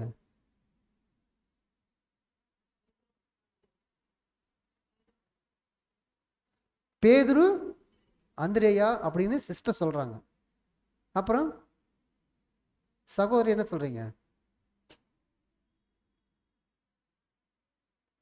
பேதுரு அந்திரேயாவா? கிடையாது. ஏன்னா இங்க நாம் பார்க்கும்போது இந்த 2 பேர் வந்து பின்னாடி போனது யார் அப்படின்னா அந்திரேயா, யோவான். அந்திரேயா, யோவான். அப்ப அந்திரேயா, யோவான் போறார் அப்படின்னா ஏன் யோவானுடைய பேர் இங்க எழுதப்படல அப்படின்னா, யோவான் கூட தன்னை தாழ்த்திட்டார் முழுவதுமே. ஏன்னா அந்த சுவிசேஷ புஸ்தகம், யோவான் எழுதின சுவிசேஷ புஸ்தகம் யார் எழுதினாங்க? யோவான் தான் எழுதிட்டாரு. ஆனா யோவானை குறித்து அவர் தன்னை எங்கேயுமே நான் தான் இதை எழுதினேன் அப்படின்னு எங்கேயுமே நான் தான் எழுதவே மாட்டாரு. யோவான் தன்னுடைய பேரை கூட குறிப்பிட மாட்டார். அந்த அளவுக்கு தன்னை தாழ்த்தினார். ஆனா என்ன எழுதுவார்னா, இயேசுவுக்கு அன்பா இருந்த சீசன் அப்படிதான் எழுதுவார். ஆனா அவர் என்ன பண்ண மாட்டாரு? யோவான் அப்படின்னு எழுத மாட்டார். அப்ப எந்த அளவுக்கு அவரை தாழ்த்திட்டார். தாழ்மைங்கிற குணலட்சணம் யோவானத்தில் நாம இங்க கற்றுக்கொள்ற அன்பான சகோதரர் சொல்றாரு. அப்ப பாருங்க, இவங்க ஏன் இந்த 2 பேரும் கூட உலகத்தின் பாவத்தை சுமந்து தீர்க்கிற தேவ ஆட்டுக்குட்டின்னு சொன்னான்னு ஏன் பின்னாடி போனாங்க அப்படின்னா, இது வரைக்கும் நாம யாருடைய சீசரா இருந்தோம்? யோவான் ஸ்நானனுடைய சீசரா இருந்தோம். இனிமேல் நாம என்ன பண்ணணும்? கர்த்தர் இயேசு கிறிஸ்துனுடைய சீசரா மாறணும். நாம அவர் எங்க போறாரோ நாம அவரை ஃபாலோ பண்ணலாம் அப்படின்னு கிளம்பிட்டாங்க. அப்படின்னு அவங்க கிளம்பின உடனே யோவான் ஸ்நானகன் என்ன கேட்டிருக்கணும்? இது வரைக்கும் என்னோட இருந்தீங்க சீசரா, ஏன் அங்கே போறேன்னு கேட்டாரா? கேட்கவே இல்லை. எவ்வளோ தாழ்வு பார்த்தீங்களா? ஏன்னா நமக்கு கொடுக்கப்பட்ட வேலை இவ்வளோதான். இனி வந்து அவங்க என்ன பண்ணலாம்? கர்த்தர் இயேசுவை மேசியான்னு தெரிஞ்சுக்கிட்டாங்க, அவரே பின்பற்றட்டும், அதுதான் நலமானது அப்படின்னு அவர் என்ன பண்ணாரு? சிந்திச்சிட்டு இருந்தாரு யோவான் ஸ்நானகன். ஆனால் இன்றைக்கு நாம கூட சொல்லுவோம், என்ன சொல்லுவான்? ஏன் பிரதர், என்னட்ட பாலோ கிளாஸ் கேட்டு நீங்கள் அந்த சபையில் போய் இருந்துட்டீங்க? கேட்குறோமா இல்லைங்களா? பாலோ கிளாஸ் எல்லாம் எடுத்தீங்க, ஆனால் நீங்கள் என்ன இடத்துல கேட்டீங்க, ஆனால் இன்னைக்கு வேலை நிமித்தமாக நீங்கள் அந்த சபையில் போய் ஜாயின் பண்ணிட்டீங்க. கேட்குறோமா இல்லைங்களா? அந்த மாதிரி இல்லைங்க, அந்த மாதிரி இருக்கவும் கூடாது. அது ஒரு குணலட்சணமே கிடையாது. ஏன்னா அந்த தாழ்மையான குணலட்சணம் இருக்கிறவங்களுக்கு இந்த சகோதரன் எங்கே வேணாலும் நம்ம என்ன பண்ணலாம்? இருக்கலாம். அதுதான் அங்கே பாருங்க, யோவான் ஸ்நானத்தில் இருந்த குணங்கள் தாழ்மையான குணலட்சணம் அவருக்குள்ளாக இருந்துச்சு. அன்பான சகோதரர், அந்த குணலட்சணங்கள் யாருக்குள்ளாக இருக்குதோ அவங்க தான் இந்த சபை வகுப்பாரில் இந்த வாய்ப்புக்குள்ள ஓடிட்டு இருப்பாங்க. அன்பான சகோதரர், இதுதான் நாம் பார்க்கணும். அப்போ இந்த 2 பேரும் பின்னாடி போறது யார் அப்படின்னா யாராருங்க? அந்திரேயா, யோவான். இந்த பாடத்தை கொஞ்சம் நல்ல தெளிவாக கேட்டீங்கன்னா தான் புரியும். அதே போல இது பாடம் கொஞ்சம் பெருசு. என்னடா பெருசுன்னு சொல்லிட்டாருன்னு சொல்லிட்டு நீங்கள் இதாகிடாதுங்க. ஆனால் வந்து சீக்கிரமாக முடிச்சிடலாம் அன்பான சகோதரர். ஆனால் நீங்கள் எப்படி கேட்கணும்? தெளிவாக கேட்கணும். இப்போ பாருங்க, ஏன்னா யோவானுடைய பேர் இங்கே என்ன பண்ணலைங்க? மென்ஷன் பண்ணிக்குதா? இல்லை. ஏன்? தன்னை தாழ்த்திட்டார். தன்னை தாழ்த்திட்டு யாரைத்தான் கோடிட்டு காட்டுறாரு? அந்திரேயாவை தான் கோடிட்டு காட்டுறாரு. அன்பான சகோதரர், அடுத்த ஸ்லைடு போடுங்க.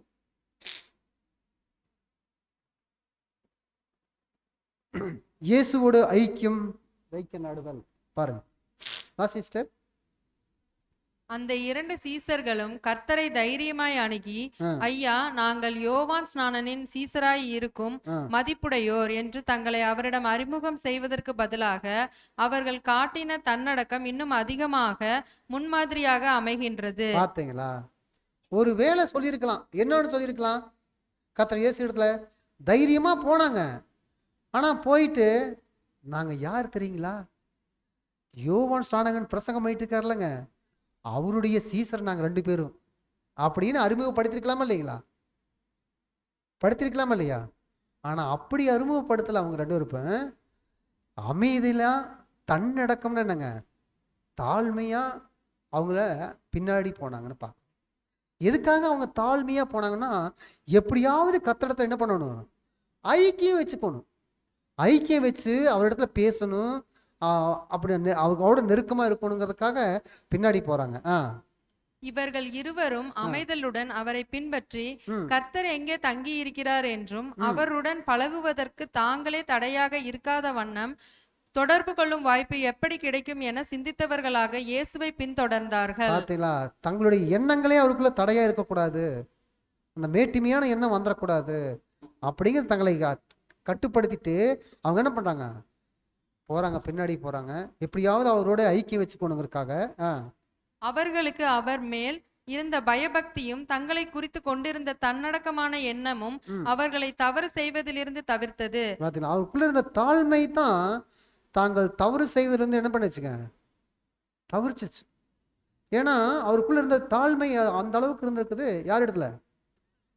அந்திரேயா மத்தியிலையும் யோவான் ஸ்நானகன் மத்தியிலையும். இந்த 2 பேர்னு பேச பாருங்களா? அது யார் யாரு?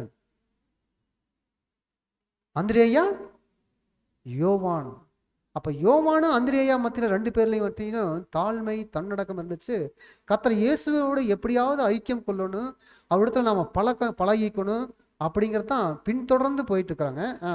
இப்படியாக அவர்கள் இயேசுவை பின்தொடர்ந்த போது தாம் தங்கியிருந்த இடத்தை நோக்கி பிரயாணித்து இயேசு அவர்களிடத்தில் திரும்பி, என்ன தேடுகிறீர்கள் என்று கேட்டார். இதை இன்றைய நடைமொழியில் சொல்ல வேண்டுமெனில், நான் ஏதேனும் உதவி உங்களுக்கு செய்ய வேண்டுமா என்பதாகும். பாத்தீங்களா என்ன கேட்கிறாரு அப்படின்னா, இப்ப பின்னாடியே ஒருவருக்குள்ள போனான்னு வச்சுக்கோங்க. இப்ப நாம நடந்து போயிட்டு இருக்கிறோம், நமக்கு பின்னாடி வந்தாங்கன்னா என்ன நினைப்போம்? என்ன பின்னாடியே வந்துட்டு இருக்கிறீங்க, ஏதாவது வேணுமா அப்படின்னு கேட்கமா இல்லைங்களா? அப்போ அதுதான் கர்த்தர் பார்க்குறாரு. இவங்க 2 பேரும் பின்னாடியே பார்த்துட்டு இருக்கிறாங்க, வந்துட்டு இருக்கிறாங்க. என்ன தேடுகிறீர்கள் அப்படிங்கிற கேட்ட கேள்வி பெரிய கேள்விங்க. கர்த்தர் ஒரு கேள்வி கேட்டார்னா அதுல ஆழமான அர்த்தம் இருக்குங்க. அப்ப என்ன தேடுகிறீர்கள் அப்படின்னு பார்க்கும்போது, அப்ப என்ன தேடுகிறீர்கள் கேட்டா அப்படிங்கிறதுக்கு நம்ம நடைமுறை என்னன்னா, ஏதாவது நான் உங்களுக்கு உதவி செய்ய வேண்டுமா அப்படின்னு கேட்கிறார் அன்பான சார். சொல்லு. சிஸ்டர். இதையின் பரவசத்தில் அவங்க பரவசத்தில் என்ன பண்ணாங்கன்னா, ராபி நீ எங்கே தங்கி இருக்கிறீன்னு கேட்டாங்க. அவங்க என்ன தேடுகிறீன்னு கேட்ட உடனே அவங்க என்ன பண்ணாங்க, அந்த பரவசத்தில் நீங்க எங்கே அப்படின்னா பரவசம்னா என்னங்க, மகிழ்ச்சி ஆயிட்டாங்க. ஆஹா, கர்த்தர் என்ன தேடுகிறீன்னு கேட்டார் நம்மகிட்ட. உடனே என்ன ஆயிட்டாங்க, அவங்க சந்தோஷமாயி நாம கேட்கலாம், எங்க தங்கி இருக்கிறீங்க அப்படின்னு கேட்கலான்னு கேட்டிருக்கிறாங்க. அப்ப நீங்க எங்க தங்கி இருக்கிறீங்கன்னு சொன்னோடனே கர்த்தர் என்ன பண்ணுங்க, வந்து பாருங்க அப்படின்ட்டார். உடனே இவங்க என்ன ஆயிட்டாங்க, கூட போனாங்க. வந்து 2 பேரும் போய் என்ன பண்ணாங்க, அங்க அவரோட தங்கி எதை குறித்து பேசியிருப்பாங்க, கர்த்தருடைய வேலையை குறித்தும் ராஜ்யத்தை பற்றிய காரியத்தை குறித்து என்ன பண்ணியிருப்பாங்க, பேசியிருப்பாங்க. ஆனா அநேகமான ஆழமான விஷயங்கள்லாம் கர்த்தர் சொல்லியிருப்பாரு அப்படின்னா இல்லை. ஆனா என்னத்தான் சொல்லியிருப்பாரு அப்படின்னா, அந்த நேரத்தில் அவங்களுக்கு என்ன சொல்ல வேண்டியதோ அதை மட்டும் என்ன பண்ணுங்க அவரு சொன்னார் கூட பார்க்குறான் மனசரசு. அதனால தான் யோவான் 16:12 வாசிக்கும் போது, இன்னும் அநேக காரியங்களை நான் உங்களுக்கு சொல்ல வேண்டியதா இருக்கிறது, அவைகளை நீங்கள் இப்பொழுது தாங்க மாட்டீர்கள். அப்போ ராஜ்யத்தை குறித்து பற்றின காரியங்கள்லாம் சொல்லும்போது, பரலோக ராஜ்யத்துக்குண்டான அந்த அழைப்புக்குள்ள நீங்க வந்தீங்கன்னா உங்களுக்கு அநேகமான பாடுகள், சோதனைகள், உபத்திரவங்கள் இருக்கு அப்படின்னு அப்ப சொல்லியிருப்பாரா? அப்ப சொல்லியிருந்தா உங்களுக்கு என்ன இருக்கு? அதனால தான் சொல்றாரு, குழந்தைகளுக்கு உண்டான ஆகாரம் குழந்தைகளுக்கு என்ன தான் கொடுக்கணும், பிரியாணியா, பால். அப்ப பால் ஆகாரம் தான் எனக்கு கொடுக்கணும். யாருக்கு? குழந்தைகளுக்கு. ஆனா நல்லா வளர்ந்த முதிர்ச்சியாங்களுக்கு பால் ஆகாரம் கொடுத்தா, ஆனா பலமான ஆகாரம் கொடுக்கணும். பார்த்தீங்களா? அப்ப அது போலத்தான் கர்த்தர் அந்த குழந்தையா இருந்த அவங்க 2 பேர்த்துக்கும் என்ன பண்ணாங்க, ஞானமா அவங்களுக்கு உண்டான காரியங்களே சொன்னார் கூட பார்க்குறோம். இதுல நமக்கு புது சிருஷ்டியா இருக்கக்கூடிய நமக்கு உண்டான படிப்பின பாடம் என்ன? இதுல புது சிருஷ்டியா இருக்கக்கூடிய நாம் என்னைக்கு நமக்கு உண்டான படிப்பினை என்ன? இன்னும் பாடம் இருக்குதுங்க. இதோட என்ன புது சிருஷ்டின்னு லாஸ்ட்டுக்கு வந்துட்டா நினச்சிக்காதுங்க, இன்னும் பாடம் இருக்கு. அப்போ புது சிருஷ்டியா இருக்கக்கூடிய நமக்கு உண்டான படிப்பினை அப்படின்னா ஸ்லைடு போடுங்க. இங்கு நமக்கு அநேக படிப்பினைகள் உள்ளது. இங்கு நமக்கு அநேக படிப்பினைகள் இருக்குது. என்ன படிப்பினை அப்படின்னா, முதலாவது ஒண்ணு சொல்றாரு, வாசிங்க. சீஷர்கள் அவரை அணுகின விதத்தில் வெளிப்பட்ட தாழ்மை. இதுதான் முதலாவது சொல்றாரு. சீஷர்கள் அவரிடத்துல அணுகின விதம் பார்க்கும்போது அவங்களுக்குள்ள வெளிப்பட்ட காரியம் என்ன அப்படின்னா, குணலட்சணம் தாழ்மை. இந்த தாழ்மையான குணலட்சணம் அவங்களுக்குள்ளாக வெளிப்பட்டுச்சு. ரெண்டாவது பார்க்கும்போது, தேவன் தங்களுக்கு அருளியுள்ள யாவற்றையும் பெற்றுக்கொண்டு தங்களுக்கான வாய்ப்புகளை பயன்படுத்த வேண்டும் என்றதான அவர்களுடைய சரியான லட்சியம். பார்த்தீங்களா? தேவன் நமக்கு கிருபை செஞ்சிருக்காரு. இப்படிப்பட்ட அற்புதமான ஒரு வாய்ப்பு, இந்த வாய்ப்பை சரியாக நாம் பயன்படுத்தணுங்கிறது தான் அவங்களுடைய முதல் லட்சியமா இருந்துச்சு. அப்போ இதெல்லாம் நமக்குள்ள இருக்கணும். ஒரு புது சிருஷ்டியா இருக்கக்கூடிய நமக்கு இன்றைக்கு வாய்ப்பு எப்படி வந்திருக்கு? நமக்கு வாய்ப்பு வந்திருக்கா இல்லைங்களா? என்ன வாய்ப்பு? கர்த்தர் இயேசு கிறிஸ்துவை அடிச்சுவடை பின்பற்றக்கூடிய வாய்ப்பு. இது யார் நமக்கு கொடுத்தாரு? தேவன் அருளை செய்திருக்காரு. இந்த வாய்ப்பை சரியாக பயன்படுத்தணுங்கிறது இதுதான் நம்முடைய முதலாவது லட்சியமா இருக்கணும். நமக்கு நாம் ஒவ்வொருவருக்குள்ளும் இருக்கக்கூடிய முதலாவது லட்சியம் இந்த பூமிக்குரிய லட்சியமா இருக்கக்கூடாதுங்க. என்ன லட்சியம் இருக்கணும்? கர்த்தர் இயேசு கிறிஸ்துவுடைய அடிச்சுவடை சரியாக பின்பற்றணுங்கிறது தான் முதலாவது லட்சியம் இருக்கணும். மூணாவது, கர்த்தருடன் ஐக்கியம் கொள்வதற்கும் நன்கு பழக்கம் கொள்வதற்கும் இடையூறற்ற விதத்தை அவர்கள் கையாண்ட முறை. அதை நான் பார்த்தோம்லங்க. எதெல்லாம் அவங்களுக்கு இடையூறா இருந்துச்சோ அதெல்லாம் அவங்க கையாண்டாங்க. ஏன்னா தங்களுடைய எண்ணத்தை, தன்னடக்கம்ங்கிற குணலட்சணத்தை நன்கு கற்றுக்கொண்டாங்க. எதெல்லாம் அவங்களுக்கு வேண்டாத சிந்தை இருந்துச்சு அதெல்லாம் அகற்றிட்டு கர்த்தரோடு ஐக்கியம் வச்சாங்க. அதை நமக்கு என்ன பண்ணணும்? நாம அதே போல நாம கூட கையாளணும் அன்பான சகோதரர்களே. நான்காவது, நமது கர்த்தர் அவர்களை பெருந்தன்மையுடன் ஏற்றுக்கொண்டு அவர்களை விருந்தோம்பல் பண்புடன் தமது வீட்டிற்கு அழைத்த விஷயம். இன்றைக்கு நம்மை கர்த்தர் அழைச்சிருக்காரா? கர்த்தர் அழைச்சிருக்காரு இல்லைங்களா? அழைச்சி என்ன பண்றாரு? அதான் சொல்றாரு, தமது வீட்டுக்கு அழைத்த விஷயம். அதே போல அங்க பார்க்கும்போது கர்த்தர் அவர்களை பெருந்தன்மையுடன் ஏற்றுக்கொண்டு அவர்களை விருந்தோம்பல் பண்புடன் அப்படின்னு பார்க்கும்போது அன்பான சகோதரர்களே, அப்போ கர்த்தர் அந்த வீட்டுக்கு அழைச்சிட்டு போறாரு, அங்க விருந்தோம்பல் நடக்குது. அப்படின்னா இன்றைக்கு கர்த்தர் இயேசு 2ஆம் வருகையில வந்து லவோதிக்கே கால சபையில இருக்கக்கூடிய ஒவ்வொரு பரிசுத்தவான்களுக்கும் கர்த்தர் என்ன பண்ணிட்டு இருக்காரு? வாசப்படியில் நின்று கதவை தட்டுகிறேன், ஒருவன் என் சத்தத்தை கேட்டு கதவை திறந்தால் அவனிடத்தில் நான் பிரவேசித்து அவனுடனே கூட போஜனம் பண்ணுவேன், அவனும் என்னுடனே கூட போஜனம் பண்ணுவான். இது விருந்தோம்பல். இன்றைக்கு நமக்கெல்லாம் விருந்தோம்பல் வச்சிருக்காரு இல்லைங்களா? நமக்கு எல்லாத்துக்கும் போஜனம் கொடுத்துட்டு இருக்கிறார் கர்த்தர் இயேசு. அந்த அன்னைக்கு அந்த 2 சீசர்லாம் கூட்டிட்டு போய் என்ன பண்ணாரு? வந்து பாருங்கன்னு கூட்டிட்டு போனாரு. 2 பேரும் அவங்க போய் கர்த்தரோட கூட ஐக்கியம் வச்சுக்கிட்டாங்க. ஐக்கியம் வச்சு அந்த விருந்தோம்பல கலந்துக்கிட்டாங்க. இன்றைக்கு நமக்கும் இந்த அழைப்புல வந்திருக்கிறோம். கர்த்தர் இயேசு என்ன பண்றாருங்க? விருந்தோம்பல் வச்சிருக்கிறார். அப்போ கர்த்தர் இயேசு இன்னைக்கு அநேகமான சத்தியங்கள் மூலமாக நம்மளை போஷிக்கிறாரா? போஷிக்கிறாரா இல்லைங்களா? அப்போ பாருங்க அன்பான சகோதரர்களே, அப்போ கர்த்தர் இயேசு அநேகமான சத்தியங்கள் மூலமாக நம்மை போஷிக்கிறார் அன்பான சகோதரர்களே. அடுத்தது 5வது வசனம், முழு சத்தியத்தையும் அவர்களிடம் சொல்லாதபடிக்கு அவர் கொண்டிருந்த ஞானமான நடக்கை. அதைத்தான் நாம சொன்னோம். அப்போ ஏற்ற கால சத்தியங்கள் நமக்கு இன்றைக்கு ஆகாரம் கிடைக்குது. அதே போல பார்க்கும்போது குழந்தையா இருக்கிறவங்களுக்கு பாலான ஆகாரம், பலமா இருக்கிறவங்களுக்கு நல்ல வளர்ந்த சகோதரங்களுக்கு பலமான ஆகாரம் கொடுக்கறத கூட நான் பார்க்குறேன் அன்பான சகோதரர். இது வந்து கர்த்தர் வந்து கொடுத்துட்டு இருக்காரு கூட பார்க்குறோம் அன்பான சகோதரர்களே. அப்போ கர்த்தர் கேட்ட கேள்வி, என்ன தேடுகிறீர்கள் அப்படின்னு பார்க்கும்போது, என்ன தேடுகிறீர்கள் என்ற கேள்வி இன்றைக்கு நம்ம மத்தியில் இருக்கக்கூடிய எல்லோரிடத்திலும் ஒவ்வொருவரும் கேட்கக்கூடிய கேள்வி அன்பான சகோதரர்களே. நாம எல்லோரும் நமக்குள்ளாக நாம கேட்டுக்கொள்ளக்கூடிய கேள்வி. அன்றைக்கு அந்த 2 சகோதரர் மத்தியில கேட்டாங்க. யார் யார் மத்தியில? அந்திரேயா யோவான் இடத்துல கேட்கப்பட்ட கேள்வி, என்ன தேடுகிறீர்கள் அப்படின்னு கேட்டாங்க. அப்ப என்ன தேடுகிறீர்கள் என்ற இந்த கேள்வியானது எப்படிப்பட்ட கேள்வினா, அது வாசிச்சிட்ட இந்த கேள்வியில் விசேஷித்த அழுத்தம் உள்ளது. இந்த கேள்வியில் என்ன இருக்குங்க? விசேஷித்த ஒரு அழுத்தம் இருக்குது.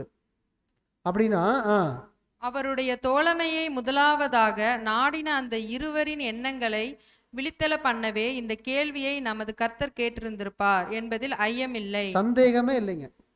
இந்த 2 பேர்த்துடைய எண்ணத்தை விழித்தல செய்கிறது அப்படின்னு என்னங்க? 2 பேர்த்துடைய எண்ணங்களை என்ன இருங்க விழிப்படைய செய்யறது தான் கர்த்தர் கேட்டிருக்காரு. என்ன தேடுகிறீர்கள் கேட்டிருக்கிறார். இந்த என்ன தேடுகிறீர்கள் கேட்ட கேள்வி, அந்த கேள்வி எப்படி நமக்குள்ளாக நம்ம கேட்கணும்? வாசிங்க. இது நம்மில் ஒவ்வொருவரும் நம்மையே கேட்க வேண்டிய கேள்வியாகும். நம்மள ஒவ்வொருவரும் நம்மையே கேட்க வேண்டிய கேள்வி இதெல்லாம். மேலும் தற்கால சத்தியத்தின் மீது நாட்டம் காண்பிக்கும் சகலரிடமும் இது கேட்கப்பட வேண்டிய முக்கியமான நல்ல கேள்வியாகும். இதுலயும் பார்க்கும்போது இந்த கேள்வி முக்கியமான நல்ல கேள்வினா, தற்காலத்துல யார் யார் எல்லாம் சத்தியத்துல நாட்டமா இருக்கிறாங்களோ அவங்க மத்தியில இந்த கேள்வி எப்படிப்பட்ட கேள்விங்க? நல்ல கேள்வி. நாம் என்ன தேடுகின்றோம்? நாம் எதற்காக நாடி செல்லுகின்றோம்? உலகம் எதை தேடுகின்றது என நாம் அறிவோம். அதாவது உலகமானது ஆஸ்தி, மேன்மை, புகழ், சௌகரியம் முதலானவைகளை நாடுகின்றது. பாத்தீங்களா? அப்ப உலகம் என்ன தேடிட்டு இருக்குது? ஆஸ்தி. ஆஸ்தினா சொத்து. அப்புறம் புகழ், பேரும் புகழை தேடிட்டு இருக்குது உலகம் எல்லாம். அப்புறம் வசதி வாய்ப்புகளை தேடிட்டு இருக்குது. சௌகாரியம், வசதி வாய்ப்புகளை தேடிட்டு இருக்குது. மேன்மை, கன அந்தஸ்துலாம் தேடிட்டு இருக்குது. அப்போ உலகத்தில் இருக்கக்கூடிய ஒவ்வொருவரும் எதுக்காக ஓடிட்டு இருக்கிறாங்க? எல்லாருமே இன்னைக்கு பெரிய பெரிய ஆளுகள்லாம் ஓடிட்டு இருக்கிற காரணம் எதுக்காக ஓடிட்டு இருக்காங்க? சாப்பாட்டுக்கலைனா,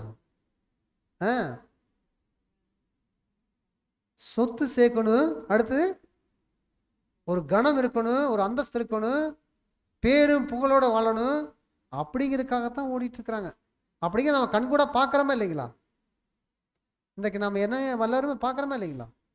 ஆனால் உலகம் இதைத்தான் தேடிட்டு இருக்கிறாங்க, நமக்கு நன்கு தெரியும். ஆனாலும் ஏழாம் தூதன் அன்றைக்கே என்ன எழுதி வச்சிட்டார் அப்படின்னா, என்ன சொல்றாருன்னா, இந்த கிறிஸ்துவுக்குள்ளான இந்த அழைப்புக்குள்ள வந்திருக்கக்கூடிய இந்த பரம அழைப்புக்குள்ள வந்திருக்கீங்க கூட அநேகர் எப்படி இருக்கிறாங்க அப்படிங்கிறத அடுத்து சொல்றாரு. கர்த்தரிடம் திரும்பின அநேகரிடமும் கூட அநேகர் அப்படின்னு என்னங்க? கொஞ்சமா இந்த அழைப்புக்குள்ள வந்தவங்க பத்தியில சொல்லக்கூடிய வார்த்தை எப்படிங்க? அநேகர் சொல்றாரா கொஞ்சம் சொல்லுவாரா? அநேகர்னா எப்படி காட்டலாம்? கொஞ்சம்னா அப்படிதானங்க. அப்ப கொஞ்சம்னா சின்னது, அநேகர்னா இப்ப நிறைய பேர் என்னத்தான் பண்ணிட்டு இருக்கிறாங்க அப்படின்னா, இந்த அழைப்புக்குள்ள வந்துட்டு அநேகர் எப்படித்தான் வாழலாங்கிற ஒரு நோக்கம் வச்சிருக்கிறாங்கன்னா, வாசிங்க. கர்த்தரிடம் திரும்பின அநேகரிடமும் கூட இன்னமும் உலகத்தின் ஆவி இருப்பதை நாம் அறிவோம். உலகத்தின் ஆவி இருப்பதை அறிவோம். இத்தகையவர்கள் கர்த்தருடைய சீசர்களாகவும் இருக்க விரும்புவார்கள். ஆமா, கர்த்தருடைய சீசராகவும் இருக்கணும், சபைக்கு வரணும், இன்னும் அநேகமான சத்தியங்கள் கேட்கணும், இந்த அழைப்புல இந்த ஓட்டத்துல ஓடணும் அப்படின்னு இருக்கணும். அதே சமயம் உலக பிரகாரமான லட்சியங்களை மற்றும் எதிர்பார்ப்புகளையும் கொண்டிருக்க விரும்புவார்கள். ஆமா, உலக பிரகாரமான லட்சியம் என்னங்க? லட்சியம் என்னங்க? உலக பிரகாரமான லட்சியம் வசதி வாய்ப்புகள், அந்தஸ்து, அப்புறம் மேன்மை, புகழ், அப்புறம் என்னங்க? சௌகரியம். இதெல்லாமே இருக்கணும், இப்படியும் வாழணும். ஆனாலும் எங்க இருக்கணும்? கர்த்தருடைய சீசராகவும் இருக்கணும். இந்த வாய்ப்பையும் விரும்புறது, அதையும் விரும்புறது. அப்படின்னா யாக்கோபு நல்லா சொன்னார். வசனம் பார்க்கும்போது, இருமனம் உள்ளவன் தன் வழிகளில் நிலையற்றவனா இருக்கிறான். அப்போ இருமனம் உள்ளவன் ஏதாவது பெற்றுக்கொள்ள முடியுமா? இருமனம் உள்ளவன் தன் வழியில் நிலையற்றவனா இருக்கான்னு சொன்னார். கர்த்தர் சொன்னாரு, உலக பொருளுக்கும் தேவனுக்கும் உலக பொருளுக்கும் ஊழியம் செய்ய ஒரு நாளும் கூடாது. அப்போ ஒன்னா தேவனுக்கு ஊழியம் செய்யணும், இல்லைன்னா உலக பொருளுக்கு ஊழியம் செய்யணும். ரெண்டுக்கு ஊழியம் செய்ய முடியுமா? ஒருவனை பகைத்து மற்றவனை அங்கீகரிப்பான், சேவிப்பான்னு சொல்றோம். அப்படிங்கும்போது அப்போ ரெண்டையும் காம்ப்ரமைஸ் பண்ண முடியுமா? முடியாது அன்பான சகோதர சகோதரி. அப்போ நாம தேவனுடைய ராஜ்யத்தை நாம தேடணும். நாம எந்த நோக்கத்துக்காக தேவன் அழைச்சிருக்காரு அப்படின்னா, முதலாவது நாம தேவனுடைய ராஜ்யத்தை குறித்ததான காரியத்துக்காக நாம் இருக்கணும். அதனால தான் கர்த்தர் சொன்னாரு, முதலாவது தேவனுடைய ராஜ்யத்தையும் நீதியும் தேடுங்கள், அப்பொழுது இவைகள் எல்லாம் கூட கொடுக்கப்படும். அதனால தான் சொல்றாரு, இந்த பூமியில நாம தேவனுடைய ராஜ்யத்துக்கு உண்டான காரியத்தை மாத்திரம் செய்து அப்படின்னா, இந்த பூமியில நமக்கு என்ன தேவைங்கிறத கர்த்தர் என்ன பண்ணுவாருங்க? கண்டிப்பா செய்வார் அன்பான சகோதர சகோதரி. ஏன்னா இந்த பூமி முழுவதும் எப்படிப்பட்டதா இருக்குங்க? அநீதி நிறைந்த உலகம். இப்போ அநீதியான பாதையில ஒருவர் போயிட்டு இருக்காரு வச்சுக்கோங்க. ஆனா போயிட்டு நான் ராஜ்யத்துல நான் தகுதி ஆயிரம் அப்படி சொல்ல முடியுமா? முடியாது. ஏன் அப்படின்னா, அநீதியான பாதையின் வழியாக ராஜ்யத்தை அடைய முடியாது என்பதை நாம் நினைவில் கொள்ள வேணும். ஏன்னா இந்த அநீதி அப்படின்னு பார்க்கும்போது, அநீதி, அக்கிரமம், நியாயமற்ற நிலைமை, சுயநலம், சுய திருப்தி ஆகியவைகள் வேறு திசையை நோக்கி வழி நடத்த நம்ம. இது எல்லாமே வேறு திசையை நோக்கி என்ன பண்ணுங்க? நம்மளை கொண்டுட்டு போகும். ஆனா அது பரலோக ராஜ்யத்துக்கு உண்டான திசையை நோக்கி கொண்டு போகுமா? முடியாது அன்பான சகோதர சகோதரிகளே. அப்போ நாம தேவனுடைய ராஜ்யத்தை தேடுவது என்பது, முதலாவது நாம் என்ன பண்ணணும்? சுயத்தை வெறுக்கணும். சுயத்தை என்ன பண்ணணும்? வெறுக்கணும். அதே போல சிலுவையின் சுயத்தை வெறுக்கணும். இடுக்கமான வழியை தேர்ந்தெடுப்பதை நாம் குறிக்குது. அப்போ முதலாவது சுயத்தை வெறுக்கணும், இடுக்கமான பாதையை நாம தேர்வு செய்யணும். ஏன்னா நமக்கு இடுக்கமான பாதையை போனா தான் எங்க போக முடியும்? பரலோகத்துக்கு போக முடியும். ஆனா இடுக்கமான பாதை இல்லாம வேற பாதையில போனா பரலோக ராஜ்யத்தில் நம்ம ஒரு அந்த ராஜ்யத்தினுடைய அங்கங்களாக தகுதியாக முடியுமா? 1,44,000 பேரில் ஒரு அங்கமாக ஆக முடியுமா? ஆக முடியாது. இடுக்கமான பாதையை நாம் தேர்வு செய்யணும் அன்பான சகோதர சகோதரிகளே. அப்போ இந்த பூமியில நாம் வாழும் நாட்கள்ல இப்படி இடுக்கமான பாதையை நாம் தேர்வு செய்து சுயத்தை வெறுக்கும் போது நமக்கு என்னென்னலாம் போராட்டம் இருக்கு அப்படின்னா, உலகம், மாமிசம், பிசாசனால் அநேக போராட்டங்கள் நமக்கு இருக்கும். இது எல்லாம் எதுக்காகனா, இந்த போராட்டங்கள் எல்லாம் இந்த 3 எதிரிகள் மத்தியில் இருக்கக்கூடிய போராட்டம் எதுக்காக நமக்கு வருது அப்படின்னா, நம்மை மகிமைக்காக கொண்டுகிட்டு போறதுக்கு தான் இந்த போராட்டம் நமக்கு வருது அன்பான சகோதர சகோதரிகளே. அப்போ பாருங்க, அப்போ இங்க நாம் பார்க்கும்போது இதுதான் நாம் பார்க்குறோம். இந்த என்ன தேடுகிறீர்கள் என்ற கேள்விக்கு ஆழமான ஒரு அர்த்தம் என்ன இருக்குன்னா, நாம கர்த்தர் கேட்ட கேள்வி, நீங்க என்னத்தான் தேடுறீங்க அப்படின்னா, பூமிக்குரியல் தேடிட்டு இருக்கிறீங்களா, பரலோகத்துக்கு உண்டானதை தேடிட்டு இருக்கிறீங்களா? இந்த கேள்வி நம்ம ஆழமா அழுத்தம் கொடுக்குது அன்பான சகோதர சகோதரிகளே. அப்போ நம்முடைய கேள்வியெல்லாம் எப்படி இருக்குங்க? நாம் ஒவ்வொருவரும் கேட்கக்கூடிய கேள்வி எப்படி இருக்குங்க? என்ன தேடுகிறீர்கள்? என்ன தேடிட்டு இருக்கோம் நம்ம? எப்போ ராஜ்யத்துக்கு உண்டான காரியத்தை தேடணும். ரெண்டாவது பாருங்க, இதுல பார்க்கும்போது அந்திரேயா பாருங்க, அவர் 37 வருஷம் 1 யோவான் 1ஆம் அதிகாரம் 37 வருஷம். அவன் அப்படி சொன்னதை அவ்விரண்டு சீசரும் கேட்டு இயேசுவுக்கு பின் சென்றார்கள். இயேசு திரும்பி அவர்கள் பின் செல்லுகிறதை கண்டு, என்ன தேடுகிறீர்கள் என்றார். அதற்கு அவர்கள், ரபி, நீர் எங்கே தங்கியிருக்கிறீர் என்று கேட்டார்கள். ரபி என்பதற்கு போதகரே என்று அர்த்தமாம். அவர் வந்து பாருங்கள் என்றார். அவர்கள் வந்து அவர் தங்கியிருந்த இடத்தை கண்டு அன்றைய தினம் அவரிடத்தில் தங்கினார்கள். அப்பொழுது ஏறக்குறைய 10 மணி வேளையாய் இருந்தது. யோவான் சொன்னதை கேட்டு அவருக்கு பின் சென்ற 2 பேரில் ஒருவன் சீமோன் பேதுருவின் சகோதரனாகிய அந்திரேயா என்பவன். பாத்தீங்களா? அப்போ சீமோன் பேதுருவின் சகோதரனாகிய அந்திரேயா. அப்ப இந்த 2 பேர்ல ஒருவர் யாரு? யோவான். யோவான் ஒண்ணு, அந்திரேயா. அப்போ யோவான் ஏன் தன்னை மறைத்து இங்க எழுதிக்கிறார்? யோவானுடைய பேரு அவர் எழுதிக்கிறார். ஒருவேளை யோவான் கூட, ஏன்னா இந்த சுவிசேஷம் பார்க்கும்போது, யோவான் எழுதின சுவிசேஷ புத்தகத்தை பார்க்கும்போது, இது யார் எழுதினது? யோவான் தான் எழுதினாரு. அப்போ யோவான் எழுதும் போது ஒருவேளை நம்மளை முதல்ல எழுதிட்டு அடுத்தது அந்திரேயை எழுதலாம் அப்படின்னு நினைச்சிருந்தாருன்னா, அவருக்குள்ள அந்த பெருமை வந்திருக்கும், தாழ்மைங்கிற குணலட்சணம் இருந்திருக்காரு. அதுதான் இங்க என்ன சொல்றாருன்னா, அன்பான சகோதரர்களே, அந்திரேயா குறித்து நாம் அதாவது யோவான் குறித்து பார்க்கும்போது அவர் எங்கேயுமே தன்னை என்ன பண்ணலைங்க, யோவான்னு கூட பேர் எழுதல. என்னன்னு, இயேசுவுக்கு அன்பா இருந்த சீசனை எழுதிட்டார் அன்பான சகோதரர்களே. அப்போ இங்க என்ன சொல்றாரு அப்படின்னா,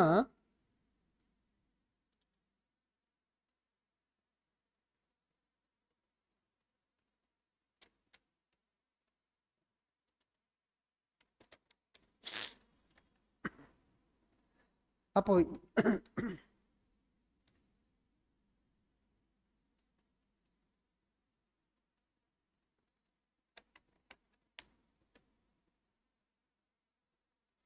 இங்க நான் பார்க்கும்போது, யோவான் பார்க்கும்போது அன்பான சகோதரர்களே, தன்னிடத்தில் இருந்த தாழ்மைங்கிற குணலட்சணத்தை இங்க வெளிப்படுத்துறார்.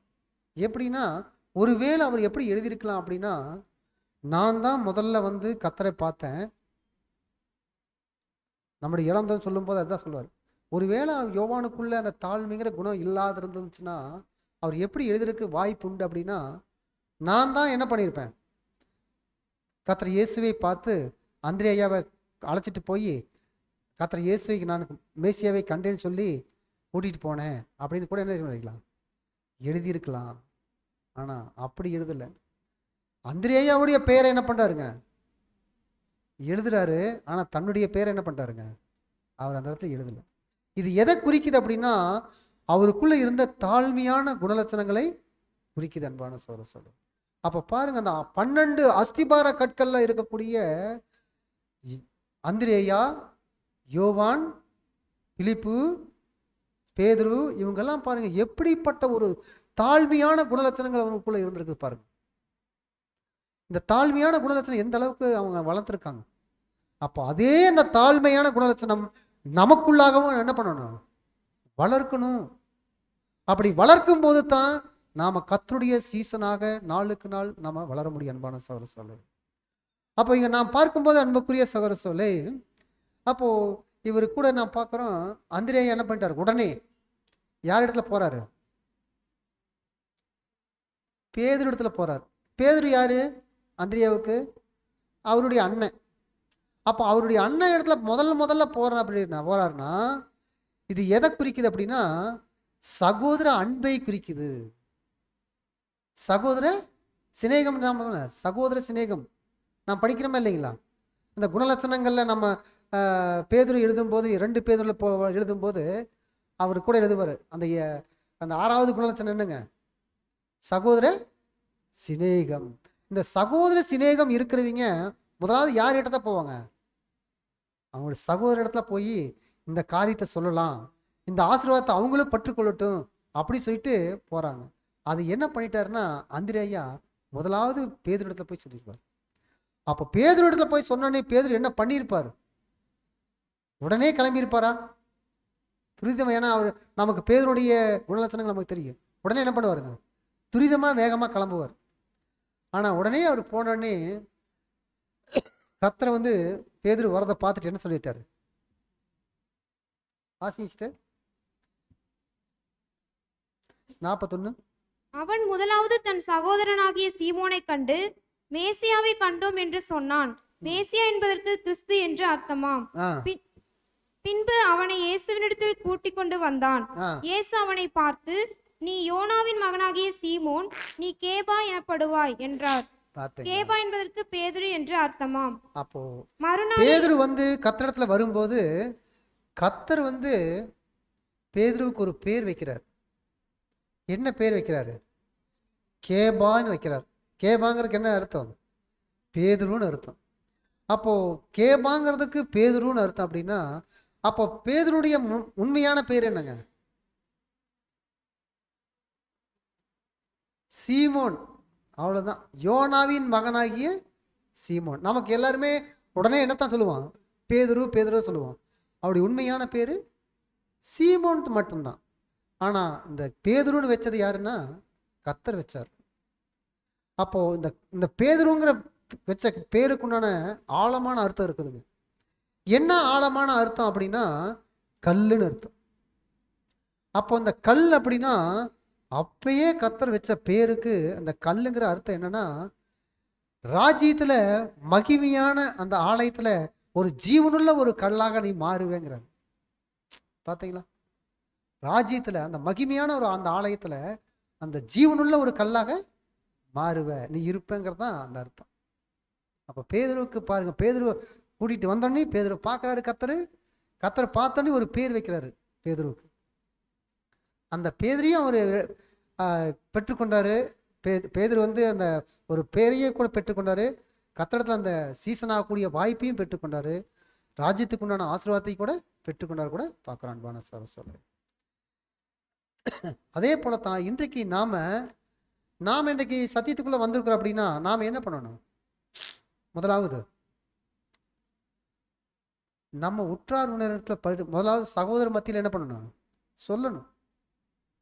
யாராவது நமக்கு சகோதரன் இருக்கிறாங்க அப்படின்னா அவங்க சகோதரருக்கு இந்த சத்தியத்தை நம்ம சொல்லணும்.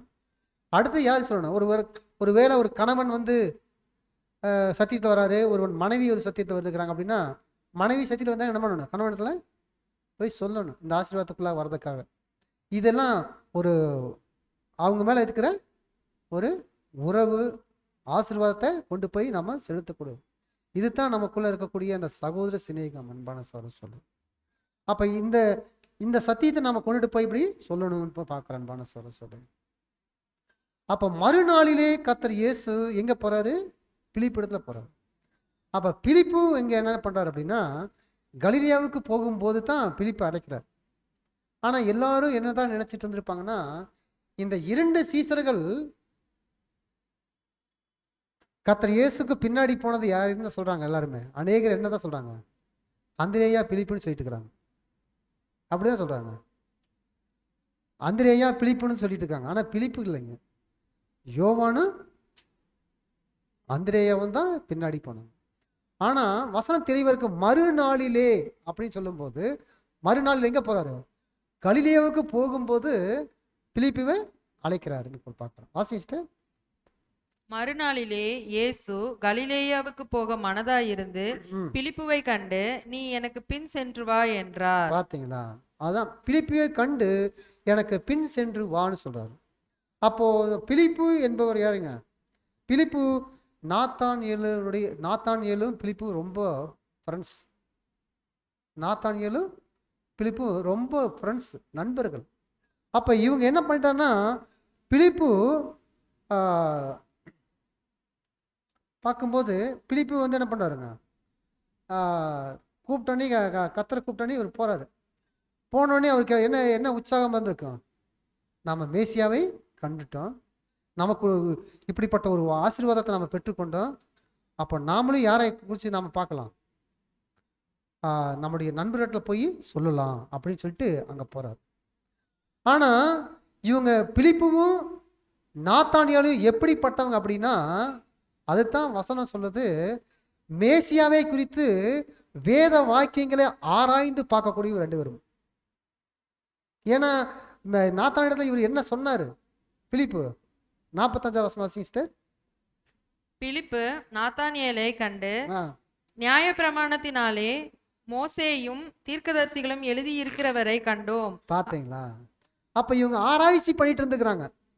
மேசியா குறிச்சும் மேசியாவுடைய வருகை குறிச்சும் இது எல்லாத்தையும் என்ன பண்ணுங்க, எங்கெல்லாம் எழுதி இருக்குது அப்படின்னா எங்க எழுதி இருக்குங்க? நியாயப்பிரமாணத்தில் மோசே நியாயப்பிரமாணத்தை எழுதிக்காரு மோசே, தீர்க்கதரிசிகள் எழுதியிருந்தாங்க. இந்த வேத வாக்கியங்களத்தையும் இவங்க என்ன பண்ணிட்டாங்க, ஆராய்ஞ்சு பார்த்துட்டு இருந்திருக்கிறாங்க. அதனால தான் இங்க கோடிட்டு அவர் பேசுறாரு.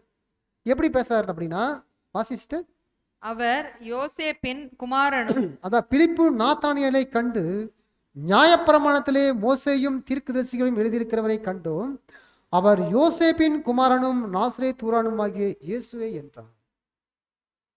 அப்போ இந்த இயேசு குறித்து எப்படி விளக்கம் கொடுக்குற பார்த்தீங்களா? இவர் தான் மேசியாவை நான் கண்டுபிடிச்சிட்டேன், நீங்க வாங்க அப்படின்னு போய் நாத்தானியேலை கூப்பிட்டா, நாத்தானியேல் எப்படிப்பட்டவர் தெரியுங்களா? நாத்தானியேல் வந்து அவர் எப்பவுமே ஆழமா யோசிக்கக்கூடியவர். நாத்தானியேல் எப்படி தெரியுங்களா? ஆழமா எந்த ஒரு காரியத்தையும் ஆழமா யோசிக்கக்கூடியவர். உடனே சடனா என்ன இருக்க மாட்டாருங்க, ஆஹா நீங்க சொல்லிட்டீங்களா சரி நான் நம்பிடுறேன். நாம ஏதாவது சொன்ன ஒருத்தர் சிலர் டக்குன்னு நம்பிடுறாங்க பார்த்தீங்களா, அந்த மாதிரியான மனுஷன் இல்லைங்க. அப்ப நாத்தானியேல் என்ன பண்ணிட்டார் அப்படின்னா, நம்பல, உடனே என்னன்னா ஆழமா யோசிக்கிறாரு. அப்போ நம்முடைய நண்பர் பிலிப்பு என்ன பண்ணியிருக்காரு அப்படின்னா, ஏதோ ஒரு காரியத்தை பார்த்துட்டு அதை எளிமையா நம்பிட்டு நம்ம இடத்துல வந்து சொல்லியிருக்கிறாரு. அதனால நாம் என்ன ஆயிடக்கூடாது, ஏமாந்துடக்கூடாது. ஏன்னா நாம மேசியான்னு யாரு நம்ம சரியா இருந்தா தான் நாம என்ன பண்ணோம், மேசியாவை நாம பின்பற்றணும். உடனே யாராவது ஒரு சொல்றாங்க அப்படிங்கிட்டாக என்ன பண்ணக்கூடாது, நாம் ஒரு வஞ்சகத்துக்குள்ள நம்ம போயிடக்கூடாது அப்படிங்கிறது அவர் தெளிவாக இருந்தார். அதனால தான் என்ன பண்ணலைங்கன்னா, நாத்தானியேல் கூப்பிட்டானே உடனே கிளம்பி போகலைங்க. அதாவது பிலிப்பு வந்து நாத்தானியேலை கூப்பிட்டானே நாத்தானியேல் உடனே கிளம்பி போகல. ஏன் அப்படின்னா, இவருக்கு பிலிப்பு நல்லா தெரிஞ்சிருந்தாரு, ராஜ்யத்துக்குண்டான காரியத்தை குறிச்சும் மேசியாவை குறித்து நம்மளை மாதிரியே நாத்தானியாலும் எதிர்பார்த்துட்டு இருக்கிற ஒரு ஊழியன். ஆனா இவர் வந்து மேசியாவை பார்த்துட்டாருன்னா பரவாயில்ல, ஆனா இவர் வரமாட்டேங்கிறாரு அப்படிங்கிற அளவுக்கு அவர் என்ன ஆயிட்டாருன்னா, பிலிப்பு சோர்ந்து போயிட்டார். அப்படி அந்த சோர்ந்து போகிற அளவுக்கு பிலிப்பு இருந்தார். ஆனா என்ன பண்ணிட்டார் அப்படின்னா, கொஞ்சம் நேரம் கழிச்சு சரி நாம போய் பார்க்கலாம் அப்படிங்கிற ஒரு முடிவு பண்றார். யாருன்னா நாத்தானியேல். அப்புறம் ரொம்ப நேரம் கெஞ்சி அவரை வளைச்சு அப்புறம் தான் அவர் ஒரு முடிவு பண்ணி பார்த்து போறாரு. அப்புறம் தான் நாத்தானியேல் வரும்போது தான் கர்த்தர் பார்க்கிறார். நாத்தானியேல் தம்மிடத்தில் வர கண்டு, இதோ கபடற்ற உத்தம இஸ்ரவேலன் அப்படி சொல்றார். இந்த உத்தம இஸ்ரவேலன் சொல்லக்கூடிய வார்த்தை எப்படிப்பட்ட வார்த்தை தெரியுங்களா? ஒரு பாராட்டுக்குண்டான ஒரு வார்த்தைங்க. இது யாராவது இந்த அப்போஸ்தலர் யாருக்காவது சொல்லியிருக்கிறாரா கர்த்தர்? சொல்லிக்கிறான். இல்லை யாருக்காவது பழைய ஏற்பாடு சொல்லிக்குதா? பழைய ஏற்பாடு காலத்தில் யாருக்கு தான் அந்த உத்தமங்கிற பேர் இருக்குங்க? யோபுக்கு மாத்திரம்தான் இருக்கு. ஏன்னா யோபு கிட்ட என்ன சொல்லிப்பாரு? உத்தமனும் சன்மார்க்கனும் நீதிமானாகிய யோபுவின் மேல் கவனம் வைத்தாயோன்னு கேட்கிறாரு பார்த்தீங்களா? அப்போ யோபு தான் உத்தமன் பழைய ஏற்பாடு காலத்தில். ஆனா இங்க பார்க்கும்போது உத்தம இஸ்ரவேலன் அப்படின்னு சொல்லக்கூடிய இந்த பாராட்டு ஒரு உயர்வான ஒரு பண்பு. இந்த பாராட்டை கேட்டு நாத்தானியேல் என்ன பண்ணிட்டார் அப்படின்னா, இது ஏதோ இவர் முகஸ்துதி பண்றாரு. எப்படி நினைச்சிட்டாருங்க? முகஸ்துதி பண்ணுவாராட்டக்குது. ஏன்னா அந்த காலத்துல பரிசேயர் சதுசேயர் என்ன பண்ணுவாங்க? இந்த மாதிரி முகஸ்துதியெல்லாம் பண்ணுவாங்க. அதனால கர்த்தர் இந்த வார்த்தையை, கர்த்தர் சொன்ன அந்த வார்த்தையை கேட்டு நாத்தானியேல் என்ன பண்ணிட்டாருன்னா, ஏதோ முகஸ்துதி பண்ணுவாரா? ஏன் அப்படின்னா, நாத்தானியேல் கர்த்தரை எப்படி பார்க்கறாருன்னா, நான் கர்த்தரையும் நாத்தானியேலுக்கு எந்த ஒரு தொடர்பும் இல்லை. நாம் இதுக்கு வரைக்கும் கர்த்தரை பார்த்ததும் கிடையாது, பேசுறதே கிடையாது. நம்மளை எப்படி கர்த்தரை உத்தம இஸ்ரவேல்னு சொல்ல முடியும்? அப்படிங்கிற ஒரு எண்ணத்தை தான் அவர் கேட்டிருக்காரு. நமக்கு எந்த ஒரு பழக்கமும் கிடையாது, பேச்சும் கிடையாது. ஆனா உத்தம இஸ்ரவேல் மட்டும் எப்படி சொல்றாரு? அப்ப நாம் எப்படி எந்த ஒரு வகையில நாம் என்ன ஆயிடக்கூடாது? வஞ்சிக்கப்பட்டு போயிடக்கூடாது. ஒரு ஏமாற்றுக்காரனால நம்ம ஏமாந்து போயிடக்கூடாது. நாம மேசியாவை கரெக்டா கண்டுபிடிக்கணும் அப்படிங்கிற ஒரு வைராக்கியத்தில் இருந்தாரு நாத்தானியேல்.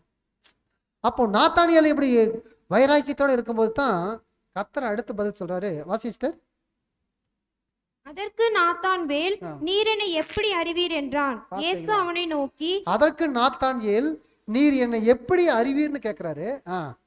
இயேசு அவனை நோக்கி, பிலிப்பு உன்னை அழைக்கிறதுக்கு முன்னே நீ அத்தி மரத்தின் கீழ் இருக்கும் போது உன்னை கண்டேன் என்றார். பாத்தீங்களா? இங்கத்தான் சொல்றாரு கர்த்தரு. பிலிப்பு உன்னை கூட்டிட்டு வந்தாரு பாத்தீங்களா? அழைக்கிறதுக்கு முன்னாடி நீ அத்தி மரத்தின் கீழ் இருக்கும் போது உன்னை கண்டேன்னு சொன்னார். அப்ப அத்தி மரத்தின் கீழ் இருக்கும் போது உன்னை கண்டேன்னு சொன்னா இது என்ன அர்த்தம் தெரியுங்களா? நாத்தானியேல் எப்பவுமே அத்தி மரத்தடையில போய் ஜெபம் பண்ணக்கூடிய ஒரு வழக்கம் இருக்கு அவருக்கு. ஜெபம் பண்ணக்கூடிய ஒரு வழக்கம் இருக்கு அவருக்கு. அப்போ அவர் என்ன ஜெபம் பண்ணிட்டு இருந்தார் அப்படின்னா, அத்தி மரத்தடியில போய், நான் எந்த ஒரு வகையிலும் நாம் ஏமாந்துடக்கூடாது ஆண்டவரே. நான் மேசியாவை சரியா கண்டு கொண்டு மேசியாவினுடைய வழிநடத்தலையும் பாதுகாப்புலையும் ஆலோசனையிலையும் நான் அவரோட என்றைக்கு நான் இருக்கணும். நான் எந்த ஒரு ஏமாற்றுக்காரனாலையும் வஞ்சிக்கப்படாதபடிக்கு என்னை காத்து கொள்ளுங்கன்னு ஜெபம் பண்ணிக்காரு. எப்படி பார்த்தீங்களா? அவர் ஜெபம் பண்றத யாருதான் கேட்க முடியும்? ஒன்னா தேவன் கேட்பார். தேவனுக்கு மனுஷனுக்கு யார் இருக்காரா? கர்த்தர் இயேசு இருக்காரு. அப்போ கர்த்தர் இயேசு அந்த ஜெபத்தை கேட்டிருக்காரு. அப்பதான் நினைச்சாரு, நாம அத்தி மரத்தின் கீழ் இருக்கும்போது உன்னை கண்டேன்னு கர்த்தர் சொல்லும் போது இவருக்கு அப்பதான் மைண்ட்ல வந்துச்சு நாத்தானுக்கு, நாம அத்தி மரத்தின் கீழே இருக்கும்போது நாம ஜெபம் பண்ணிட்டு இருந்தோம். இந்த ஜெபமானது எந்த மனித சக்திக்கு அப்பாற்பட்டது? ஏன்னா நம்மளுடைய ஜெபத்தை கண்டுபிடிக்கிறது யார் தான் கண்டுபிடிக்க முடியும்? மனித சக்திக்கு அப்பாற்பட்டது. இது தேவனுக்கு மாத்திரம் தான் தெரியும். அடுத்தது மேசியாவுக்கு மட்டும்தான் தெரியும். அப்ப யார் எப்படி கண்டுபிடிச்சிடாவா? அப்ப இவரு தான் மேசியா அப்படின்னு கர்த்தர் தான் மேசியாங்க அப்ப கண்டுபிடிச்சாரு நாத்தானியேல். அப்பதான் விசுவாசிக்கிறாரு நாத்தானியேல். உடனே என்ன சொல்லிக்காரு நாத்தானியேல்? அடுத்த வசனம். அதற்கு நாத்தான்வேல், ரபி நீர் தேவனுடைய குமாரன். பாத்தீங்களா? அந்த விசுவாசம் அவருக்குள்ள வந்த உடனே ரபி நீ தேவனுடைய குமாரன். ரபின்னு என்னங்க? போதகரே, நீங்க தேவனுடைய குமாரன், இஸ்ரேலின் ராஜா அப்படின்னு சொன்னார். அப்படின்னு சொன்ன எப்படி இருக்கு? அப்போ உடனே கர்த்தர் சொல்லாரு, நான் அத்தி மரத்தின் கீழ் இருக்கும்போது கண்டேன்னு சொல்றங்காட்டியா நீ விசுவாசிக்கிறாய், இதிலும் பெரிதானவையில நீ விசுவாசிப்பான்னு சொன்னார். என்ன பெரிதானவையில விசுவாசிப்பாய் அப்படின்னா, இன்றைக்கு இதிலும் பெரிதானவையில விசுவாசிப்பேனா? அப்போ இதுவரைக்கும் நீ என்னை குறித்து என்ன பண்ண? ஜெபத்துல தான் தெரிஞ்சு கொண்ட. ஆனா இதுக்கு மேல தேவனுடைய தெய்வீக திட்டத்தை குறிச்சும் அந்த தெய்வீக திட்டத்தில் இருக்கக்கூடிய தேவனுடைய அன்பு, ஆழம், உயரம் இன்னதென்று அறிவிக்கட்டாத அந்த அன்பை நீ உணரும் போது நீ இன்னும் அநேகமான ஆசீர்வாதங்களை தெரிஞ்சு கொள்வ அப்படின்னு சொல்றாரு. அப்படி சொல்லும்போது தான் வானம் திறந்திருக்கிறதையும் தேவதூதர்கள் மனுஷகுமாரத்தில் இறங்குறதையும் ஏறுகிறதையும் காண்பான்னு சொன்னார். அப்போ பார்க்கும்போது அன்பான சகோதரர்களே, அப்போ வானம் திறந்திருக்கிறதையும் தேவதூதர்கள் மனுஷகுமாரத்தில் இறங்குறதையும் ஏறுதுன்னா இது எதை குறிக்குது அப்படின்னா, இது நமக்கு பழைய ஏற்பாடு காலத்துல தெரியும். என்னது? யாக்கோபுனுடைய தரிசனம். கரெக்டுங்களா? அப்போ இந்த தரிசனத்தை கர்த்தர் இங்க பேசுறாரு. அப்படின்னா அப்போ யாக்கோபுக்கு ஒரு தரிசனம் என்ன காட்டுச்சு? வானத்துக்கும் பூமிக்கு ஒரு ஏணி இருந்துச்சு. அப்போ இது எதை குறிக்குது அப்படின்னா, எதை குறிச்சு பேசுறாரு அப்படின்னா, 1000 ஆண்டு அரசாட்சியில கர்த்தர் இயேசுவும் சபை வகுப்பாரும் தேவனுக்கும் மனுக்குலத்துக்கும் இடையில ஒரு ஏணியாக இருப்பாங்க. தேவனுடைய ஆசீர்வாதங்கள் யார் மூலமாகத்தான் வருங்க? கர்த்தர் இயேசுவும் சபை வகுப்பார் மூலமாகத்தான் தேவனுடைய ஆசீர்வாதங்கள் பூமிக்கு வருங்கிறத இங்க காட்டுறார் அன்பான சகோதர சொல்லு. அப்ப பாருங்க, இப்படிப்பட்ட ஒரு அற்புதமான ஒரு ஆசீர்வாதத்தை நாத்தான் பெற்றுக்கொண்டார். ஆனா இந்த நாத்தானியேல் யார் அப்படின்னா, இன்றைக்கு 12 அப்போஸ்தலர்களா இருக்கக்கூடிய ஒரு அப்போஸ்தலன். பிலிப்பு 12 அப்போஸ்தலருக்கு ஒரு அப்போஸ்தலன். பேதுரு ஒரு அப்போஸ்தலன். அந்திரேயா ஒரு அப்போஸ்தலன். ஆனா இவங்க எல்லாருமே எங்க தான் இருந்தாங்க அப்படின்னா, பெத்சாயிதாவிலிருந்து பெத்தபாராவில் வந்து இருக்கும்போது இங்க பிரசங்கம் பண்ணிட்டு இருக்காரு. அந்த பிரசங்கத்தை கேட்கறதுக்காக எல்லாத்தையும் விட்டுட்டு இங்க வந்து இருக்கிறார் அப்படின்னா, எதுக்காக விட்டுட்டு வந்தாங்க தெரியுங்களா? நாம எப்படியாவது யோவான் ஸ்நானனுடைய சீசரா நாம மாறணும். ஏன்னா அவர் மேசியாவை குறித்து அறிவிக்கிறவர் இருக்காரு. நாமளும் அவரோட சேர்ந்து அவருடைய பிரசங்கத்தை கேட்டு நாமளும் மேசியாவை அறிவிக்கலாம் அப்படிங்கிற ஒரு ஆர்வம் அவங்களுக்குள்ள இருந்துச்சு, விருப்பம் இருந்துச்சு. அதே போல அர்ப்பணிப்பின் ஆவி இருந்துச்சு. ஒருவருக்குள்ள அர்ப்பணிப்பின் ஆவி இல்லை அப்படின்னா அவ்வளவு தூரத்துல இருந்து இவ்வளவு தூரம் வந்திருக்க முடியாது. அப்படின்னா என்ன அர்த்தங்க?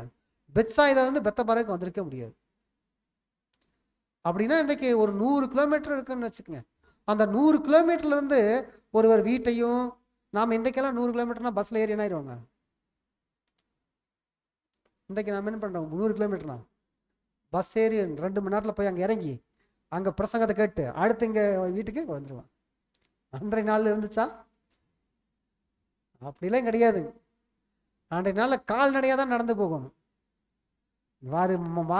வார கணக்கில் நடக்கணும். அங்க போய் மாச கணக்கில் இருப்பாங்க. அப்படித்தான் அவங்க இருந்திருக்கிறாங்க. அப்பதான் கர்த்தர் பார்த்திருக்காரு, இவங்கெல்லாம் எங்க ஜனங்கள் இல்லையே, எல்லாம் இவங்கெல்லாம் பெத்சாயிதா பட்டணத்துக்காரங்க, இங்க வந்து என்னதான் பண்ணிட்டு இருக்கிறாங்கன்னு பார்த்துருக்கிறாரு. பார்க்கும்போது தான் அவங்களை இந்த உன்னதமான இந்த ஆசீர்வாதத்துக்கு அழைச்சாரு அன்பான சார். அதை குறித்து நாம அந்த ஸ்லைடு போடுங்க. கலிலேயாவுக்கு போக மனதா இருந்தா அந்த ஸ்லைடு போடுங்க. சீசர்களை கண்டுபிடிக்கும் இச்சம்பவமானது பாத்தீங்களா? சீசர்களை கண்டுபிடிக்கும் சம்பவமானது பெத்தாபராவிலே நடந்தது. பெத்தாபாராவிலே நடந்தது. இந்த பெத்தாபாராங்கிற ஊர் என்னங்க? பெத்தானியாங்கிற அர்த்தம் இன்றைக்கு. மேலும் இங்குதான் இயேசு தங்கியிருந்தார் என்று நாம் பார்க்கிறோம். ஆய்வாளர்கள் இந்த பெத்தாபராவை பெத்தானியா என்றும் அழைப்பதினால் நமது கர்த்தர் தமது ஊழியத்தை ஆரம்பிப்பதற்கு முன்பே மார்த்தாள், மரியாள் மற்றும் லாசருவின் குடும்பத்தோடு பழக்கம் கொண்டிருந்தார் என்ற அனுமானம் காணப்படுகிறது. பாத்தீங்களா? கர்த்தர் இயேசு இந்த ஊழியத்தை ஆரம்பிக்கிறதுக்கு முன்னாடியே யார் குடும்பத்தோட ஐக்கியம் இருந்துச்சு? மார்த்தாள், மரியாள், லாசரு. ஏன்னா அவங்களுடைய லாசருடைய வீடு எங்க இருக்கு? பெத்தானியாவுல இருந்துச்சு. மேலும் சீசர்கள் யோவான் ஞானஸ்தானம் கொடுத்து கொண்டிருந்த இடத்திலிருந்து இந்த பெத்தாபராவிற்கு பெத்தானியாவிற்கு யோர்தான் நதியை கடந்து சென்றிருக்க வேண்டும் என்ற அனுமானமும் காணப்படுகின்றது. நமது கர்த்தர் யோவான் ஸ்நானனின் பிரசங்கத்தினால் கூட்டி சேர்க்கப்பட்டுள்ள மிகுந்த உண்மையுள்ளவர்களில் சிலரை கண்டுபிடிக்கும்படி யோவான் சஞ்சரித்து கொண்டிருந்த இடங்களில் தங்கியிருந்தார் என்பது உறுதியான காரியமாகும். பாத்தீங்களா? யோவான் ஸ்நானத்துல பிரசங்கத்தை கேட்டுட்டு இருக்கிற அதான் இங்க சொல்றாரு, நமது கர்த்தர் யோவான் ஸ்நானனின் பிரசங்கத்தினால் கூட்டி சேர்க்கப்பட்டுள்ள மிகுந்த உண்மையுள்ளவர்களில் சிலரை. எப்படிங்க? கொஞ்சம் உண்மையா? மிகுந்த உண்மையுள்ளவர்களில் சிலரை கண்டுபிடிக்கும்படி யோவான் சஞ்சரித்துக் கொண்டிருந்த இடங்களில் தங்கியிருந்தார் என்பது உறுதி. அப்போ இங்க தான் கண்டுபிடிக்கிறார் யாரெல்லாம் உண்மையா இருக்கிறாங்க, அவருடைய வார்த்தையை எப்படி கேட்குறாங்க, யோவானுடைய பிரசங்கத்தை எந்த அளவுக்கு உன்னிப்பாக கேட்குறாங்க, மேசியா வருகை பற்றி எந்த அளவுக்கு ஆர்வமாக இருக்கிறாங்க அப்படிங்கிறத கண்டுபிடிக்கிறதுக்காக கர்த்தர் எங்கே தங்கியிருந்தாருங்க? பெத்தாபாராவில் யோவான் ஸ்நானன் பிரசங்கத்தை கேட்டுட்டு இருக்கிறாரு. இங்கே கர்த்தர் கேட்டாரா? அப்போ அந்த யோவான் ஸ்நானனுடைய பிரசங்கத்தை கேட்டுட்டு இருக்காரு. அடுத்து வாசிங்க. யோவான், யாக்கோபு, அந்திரேயா, சீமோன் பேதுரு, பிலிப்பு மற்றும் நாத்தான் ஏலானாகிய சீஷர்கள் கலிலேயாவிற்கு வந்தவர்கள் என்பது கணிக்கத்தக்க காரியமாகும். பாருங்க, இவங்கெல்லாம் யாருங்க?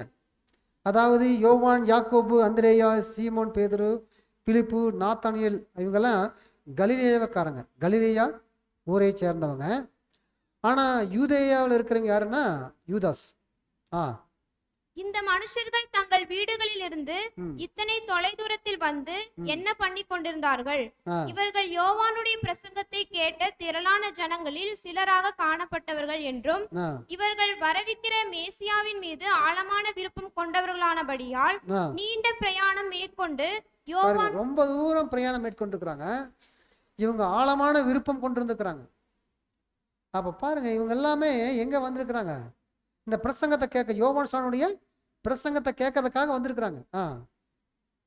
யோவான் என்ன சொல்கின்றார் என்பதை கேட்பதற்கும் மேசியாவின் வழியை ஆயத்தம் பண்ணுவதற்காக யோவானோடு அவரின் சீஷராக சேர்ந்து கொள்ளவும் யோவானுடைய சீஷராவது நாம என்ன பண்ணிடலாம், நாம சேர்ந்துக்கலாங்கிறதுக்காகத்தான் இங்க வந்திருக்கிறாங்க. தங்கள் வியாபாரங்களை வேலைகளை விட்டு வந்தவர்கள் என்றும் பாருங்க, தங்களுடைய வியாபாரங்கள் வேலைகள் வீடுகள் எல்லாத்தையும் என்ன பண்ணிட்டாங்க, விட்டுட்டு வந்துட்டாங்க. ஒரு வகையான சத்தியத்தின் ஊழியத்தை கொண்டு பிற்காலத்தின் முழுமையான இன்னொரு ஊழியத்திற்காக எத்தனை அருமையாக நமது கர்த்தர் நமது இதயத்தை ஆயத்தப்படுத்துகின்றார். பார்த்தீங்களா? இவங்க இப்போ இந்த எல்லாத்தையும் விட்டுட்டு வந்த நோக்கத்தை பார்க்கும்போது இப்ப யோவானுடைய சீசரா ஆகிறதுக்காகவே இதெல்லாம் விட்டுட்டு வந்துக்கிறாங்க. அப்படின்னா இனி சத்தியத்தின் ஊழியத்துக்காக இவங்க என்ன பண்ணிடுவாங்க, எல்லாத்தையும் விட்டுருவாங்க அப்படிங்கிறத நல்லா தெரிஞ்சுக்கிட்டாரு. அதனால தான் கர்த்தர் என்ன பண்ணிருக்காருங்க, அவங்கள அழைச்சிருக்காரு. அழைச்சி தான் அப்போஸ்தலர்களுடைய அந்த 12 அஸ்திபார கற்கள்ல அவங்க ஒரு அஸ்திபார கற்களா மாறிக்காங்க கூட பார்க்குற அன்பான சார் சொல்லு. வாசித்து அவ்வளோதான் பாசிட்டீங்களா? ஓகே. அப்போ பாருங்க அன்பான சார் சொல்லு. அப்போ இவங்கெல்லாம் கூட கர்த்தர் இயேசு இந்த யோவான் ஸ்நானன், அதாவது இயேசு இந்த அழைப்புக்குள்ள அழைக்கிறதுக்கு முன்னாடி இந்த அப்போஸ்தலர்கள்லாம் இயேசு கிறிஸ்துவனுடைய இந்த அழைப்புக்குள்ளாக அந்த சீசராக மாறுறதுக்கு முன்னாடி கர்த்தர் இயேசு கிறிஸ்துவனுடைய சீசராக மாறுவதற்கு முன்பாகவே யாருடைய சீசராக இருந்துக்கிறாங்க, யோவான் ஸ்நானனுடைய சீசராக இருந்துக்கிறாங்க. ஆனா யோவான் பிரசங்கம் பண்ணிட்டு இருந்ததுல யாருடைய வார்த்தைங்க, தேவனுடைய வார்த்தை. யாருடைய வார்த்தை? அப்போ யோவான் பிரசங்கம் பண்ணிட்டு இருந்ததெல்லாம் தேவனுடைய வார்த்தை. அந்த தேவனுடைய வார்த்தையின் மேல பயபக்தி இருந்துச்சு அவங்களுக்குள்ள. அப்போ அதனால்தான் கர்த்தர் இயேசு இந்த பூமியில கடைசி லாஸ்ட் ஜெபம் பண்ணும்போது, இந்த பூமியில இருந்தார் பார்த்தீங்களா கர்த்தர் இயேசு, அப்போ இருந்துட்டு கடைசியா ஒரு ஜெபம் பண்ணார். யோவான் 17ஆம் அதிகாரம் 17ஆம் வசனத்தில், அதாவது யோவான் 17ஆம் அதிகாரம் முழுவதுமே அந்த லாஸ்ட் ஜெபம் தான். அந்த ஜெபத்துல இவங்களை குறித்து பேசுறாரு. வாசிங்க, யோவான் 17ஆம் அதிகாரம் 6வது வசனம். நீர் உலகத்தில் தெரிந்தெடுத்து எனக்கு தந்த மனுஷருக்கு உம்முடைய நாமத்தை வெளிப்படுத்தினேன். பார்த்தீங்களா? நீர் உலகத்தில் தேர்ந்தெடுத்து எனக்கு தந்த மனுஷர்களை உம்முடைய நாமத்தை தெரியப்படுத்தினேன். அவர்கள் உம்முடையவர்களாய் இருந்தார்கள். அவர்கள் உம்முடையவர்களாய் இருந்தார்கள். அவர்களை எனக்கு தந்தீர். அவர்கள் எனக்கு தந்தீர். அவர்கள் உம்முடைய வசனத்தை கைக்கொண்டு இருக்கிறார்கள். இது யாருங்க? அப்போஸ்தலர்கள். அப்போஸ்தலர் குறித்து தான் இங்க அந்த ஜெபம் பேசுறாரு. இந்த அப்போஸ்தலர்கள் முதலுக்கே எங்க தான் இருந்தாங்க, யோவான் ஸ்நானனுடைய பிரசங்கத்தை கேட்டு தேவனுடைய வார்த்தையை பயபக்தியா கை கொண்டிருக்கிறாங்க. அதனால தான் சொல்றாரு, இந்த சீசர்கள் இயேசுவிடம் வருவதற்கு முன்பதாகவே தேவனுக்கு பயப்படுகிற அர்ப்பணிக்கப்பட்ட மனுஷலா இருந்தார்கள். தேவனுக்கு பயப்படுகிற அர்ப்பணிக்கப்பட்ட மனுஷர்களா இருந்துக்கிறாங்க. அப்போ அவங்களுக்குள்ள என்ன இருந்துக்குன்னா அர்ப்பணிப்பின் ஆவி இருந்திருக்கு அன்பான சகோதரர்களே. அப்போ இந்த அப்போஸ்தலர் மத்தியில் இருந்தக்கூடிய என்னன்னா அர்ப்பணிப்பின் ஆவி இருந்துச்சுன்னு கூட பார்க்குறோம். இவர்கள் ஒவ்வொருவரும் கூட யோவானுடைய அவருடைய ஊழியத்தில் சேரும்படிக்கு தங்களுடைய வீடுகளை விட்டுட்டு வந்தாங்க. அப்போ விட்டுட்டு வந்தாங்கன்னு அப்படின்னா அவங்களுக்கு இன்னைக்கு அதெல்லாம் விட்டுட்டு வந்தோம்னால கர்த்தர் என்ன ஆசீர்வதிச்சிருக்காரு? 12 அஸ்திபார கற்களா இருக்கக்கூடிய ஆசீர்வதிச்சிருக்காரு அன்பான சகோதரர்களே. அப்போ அப்படி வாசிச்சுட்டு இவ்வசனம் இந்த சீசர்கள் இயேசுவிடம் வருவதற்கு முன்னதாகவே தேவனுக்கு பயப்படுகின்ற அர்ப்பணிக்கப்பட்ட மனுஷர்களாய் இருந்தார்கள் என்பதற்கு இசைவாய் உள்ளது. இதிலுள்ள நமக்கான படிப்பினை என்னவென்றால், ஒருவேளை நமக்கு வரும் ஒவ்வொரு சத்தியத்திற்கும் நாம் உண்மையுடனும் வைராகியத்துடனும் இருந்து அதன்படி கிரியை காட்டுவோமானால் நாம் இன்னும் அதிகமான வேறு சத்தியங்களுக்கும் ஆயத்தமாக்கப்படுவோம். இந்த மனுஷர்களிடம் அர்ப்பணிப்பு ஆவி இல்லை எனில் இவர்கள் ஒருவரும் யோவானோடும் அவருடைய ஊழியத்தில் சேரும்படி தங்கள் வேலைகள் அனைத்தையும் விட்டு வந்தும் இருக்க மாட்டார்கள். இயேசுவின் மதிப்பிற்குரிய அப்போஸ்தலர்கள் ஆகுவதற்கு தயாராகவும் இருந்திருக்க மாட்டார்கள். இவங்களுக்குள்ள இருந்தது அர்ப்பணிப்பின் ஆவி. அப்ப இவங்களுக்குள்ள அர்ப்பணிப்பின் ஆவி இருக்குங்காட்டி தான் என்ன ஆயிட்டாங்க, அவங்களுடைய வேலையையும் வியாபாரம் எல்லாத்தையும் விட்டுட்டு வந்தாங்க. அதே தான் நாம் பார்க்குறோம் அன்பான சகோதரர்களே. ஒருவருக்குள்ள அர்ப்பணிப்பின் ஆவி இருக்கும்போது தான் நாம் இந்த பூமியில வாழும் நாட்கள்ல எல்லாத்தையும் நாம இழப்போம். அர்ப்பணிப்பின் ஆவி இல்லை அப்படின்னா, ஏன்னா நான் முதலாவது சொன்னேன் பார்த்தீங்களா, என்ன இருமனம் உள்ளவன் தன் வழிகள் எல்லாம் நிலையற்றவனா இருப்பான். ஏன் அப்படின்னா இந்த உலகத்திலையும் உலக ஆவியிலையும் இருக்கணும், கர்த்தருடைய சீசராக இருக்கணும். இது என்னங்க இருமனம். அது போல நம்ம இருந்துடக்கூடாது அன்பான சகோதரர்களே. அப்போ அதுதான் நம்ம பார்க்குறோம். அப்போ இவங்க பார்க்கும்போது அப்போ நாத்தானியல் எந்த ஊருக்காரங்க? பிலிப்பு, அந்திரேயா, பேதுரு, பெத்சாயிதா பட்டணத்தார். நாத்தானியல் எந்த ஊர் அப்படின்னா முதல்ல கர்த்தர் இயேசு அற்புதம் செய்தார் எந்த ஊர்? கானா ஊர். அப்போ முதல் அற்புதம் எங்க நடந்துச்சு அப்படின்னா கானா ஊர்ல. அந்த கானா ஊருக்கார் தான் நாத்தானியல். நாத்தானியலுடைய இன்னொரு பேர் என்னங்க? பர்தலமேயு. அப்போ அன்பான சகோதரர்களே, அப்போ இந்த 4 சீசர்கள் அப்போஸ்தலர்களை குறித்து நாம பார்த்துருக்குறோம். இவங்களுக்குள்ள என்ன இருந்துச்சு அப்படின்னா தாழ்மைங்கிற குணலட்சணம் அவங்களுக்குள்ள அதிகமா இருந்துச்சு. அர்ப்பணிப்பின் ஆவி அவங்களுக்குள்ள இருந்துச்சு. கர்த்தர் இயேசு கிறிஸ்துவை பின்பற்றக்கூடிய அந்த வாய்ப்பை சரியாக பயன்படுத்தக்கூடிய அவங்க ஒரு லட்சியமா இருந்தாங்க. இது எல்லாம் நமக்குள்ளாக என்ன ஆகணும்? இருக்கணும் அன்பான சகோதரர்களே. இப்படி ஒருவேளை நமக்குள்ள இருக்கும்போது தான் நாமளும் கூட இந்த ராஜ்யத்துக்கு உண்டான தகுதி ஆகுவோம். 144,000 பேர்ல ஒரு அங்கமா நாம மாறுவோம். நாம் இந்த அழைப்புக்குள்ள நம்ம வந்திருக்கிற ஒரே நோக்கம் நம்ம என்னங்க அப்படின்னா எல்லாருமே நாம் என்ன இருக்கணும்? கிறிஸ்துனுடைய சரீரங்கங்களா ஆகணுங்கிறதுக்காக ஒரே நோக்கத்துல தான் தேவன் நம்மை அழைச்சிருக்கிறார். ஆனா நமக்குள்ள எந்த அளவுக்கு நம்ம அந்த குணலட்சணங்களை தரிச்சு கொள்றோமோ அந்த அளவுக்கு நாம இந்த ஓட்டத்துல நம்ம சரியா ஓடுவோம் அன்பான சகோதரர்களே. அப்போ அதைத்தான் நாம் பார்க்குறோம். அப்போ இன்றைய நாளிலே கூட தேவனுடைய கிருபையினால கர்த்தருடைய சம்பத்தை கண்டுபிடித்தல் அப்படிங்கும்போது கர்த்தருடைய சம்பத்தை எப்படி கண்டுபிடிச்சார்?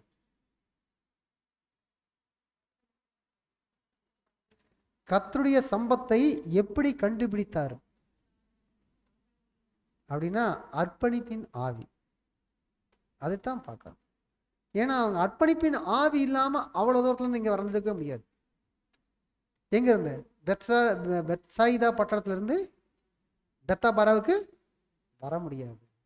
இந்த அர்ப்பணிப்பின் ஆவி இருக்குங்காட்டி தான் அவங்க எப்படியாவது நம்ம முதலாவது என்ன பண்ணணும்? யோவான் ஸ்நானுடைய சீசரா மாறணும். அப்புறம் நாம கர்த்தர் இயேசு கிறிஸ்துடைய சீசரா மாறிடலாம் அப்படிங்கிற ஒரு ஆர்வம் அர்ப்பணிப்போடு வந்தாங்க.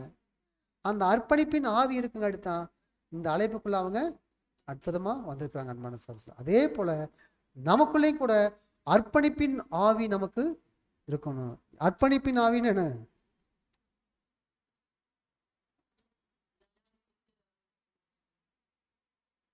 அர்ப்பணிப்பின் ஆவின்னு என்னங்க?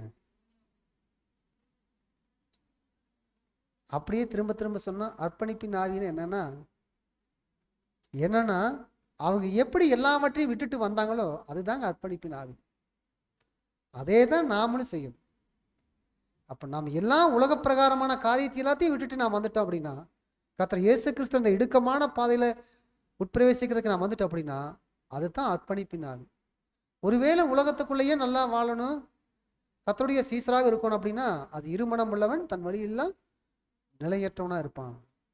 அப்போ நாம சோதிச்சு நாம் பார்க்கணும். அன்பான சகோதரர்களே, கர்த்தருடைய சம்பத்தை கண்டுபிடித்தல் அப்படிங்கும்போது இன்றைக்கு கர்த்தருடைய சம்பத்தாக மாறதுக்காகத்தான் நம்ம ஒவ்வொருவரையும் கூட தேவன் நம்மை அழைச்சிருக்கிறார்.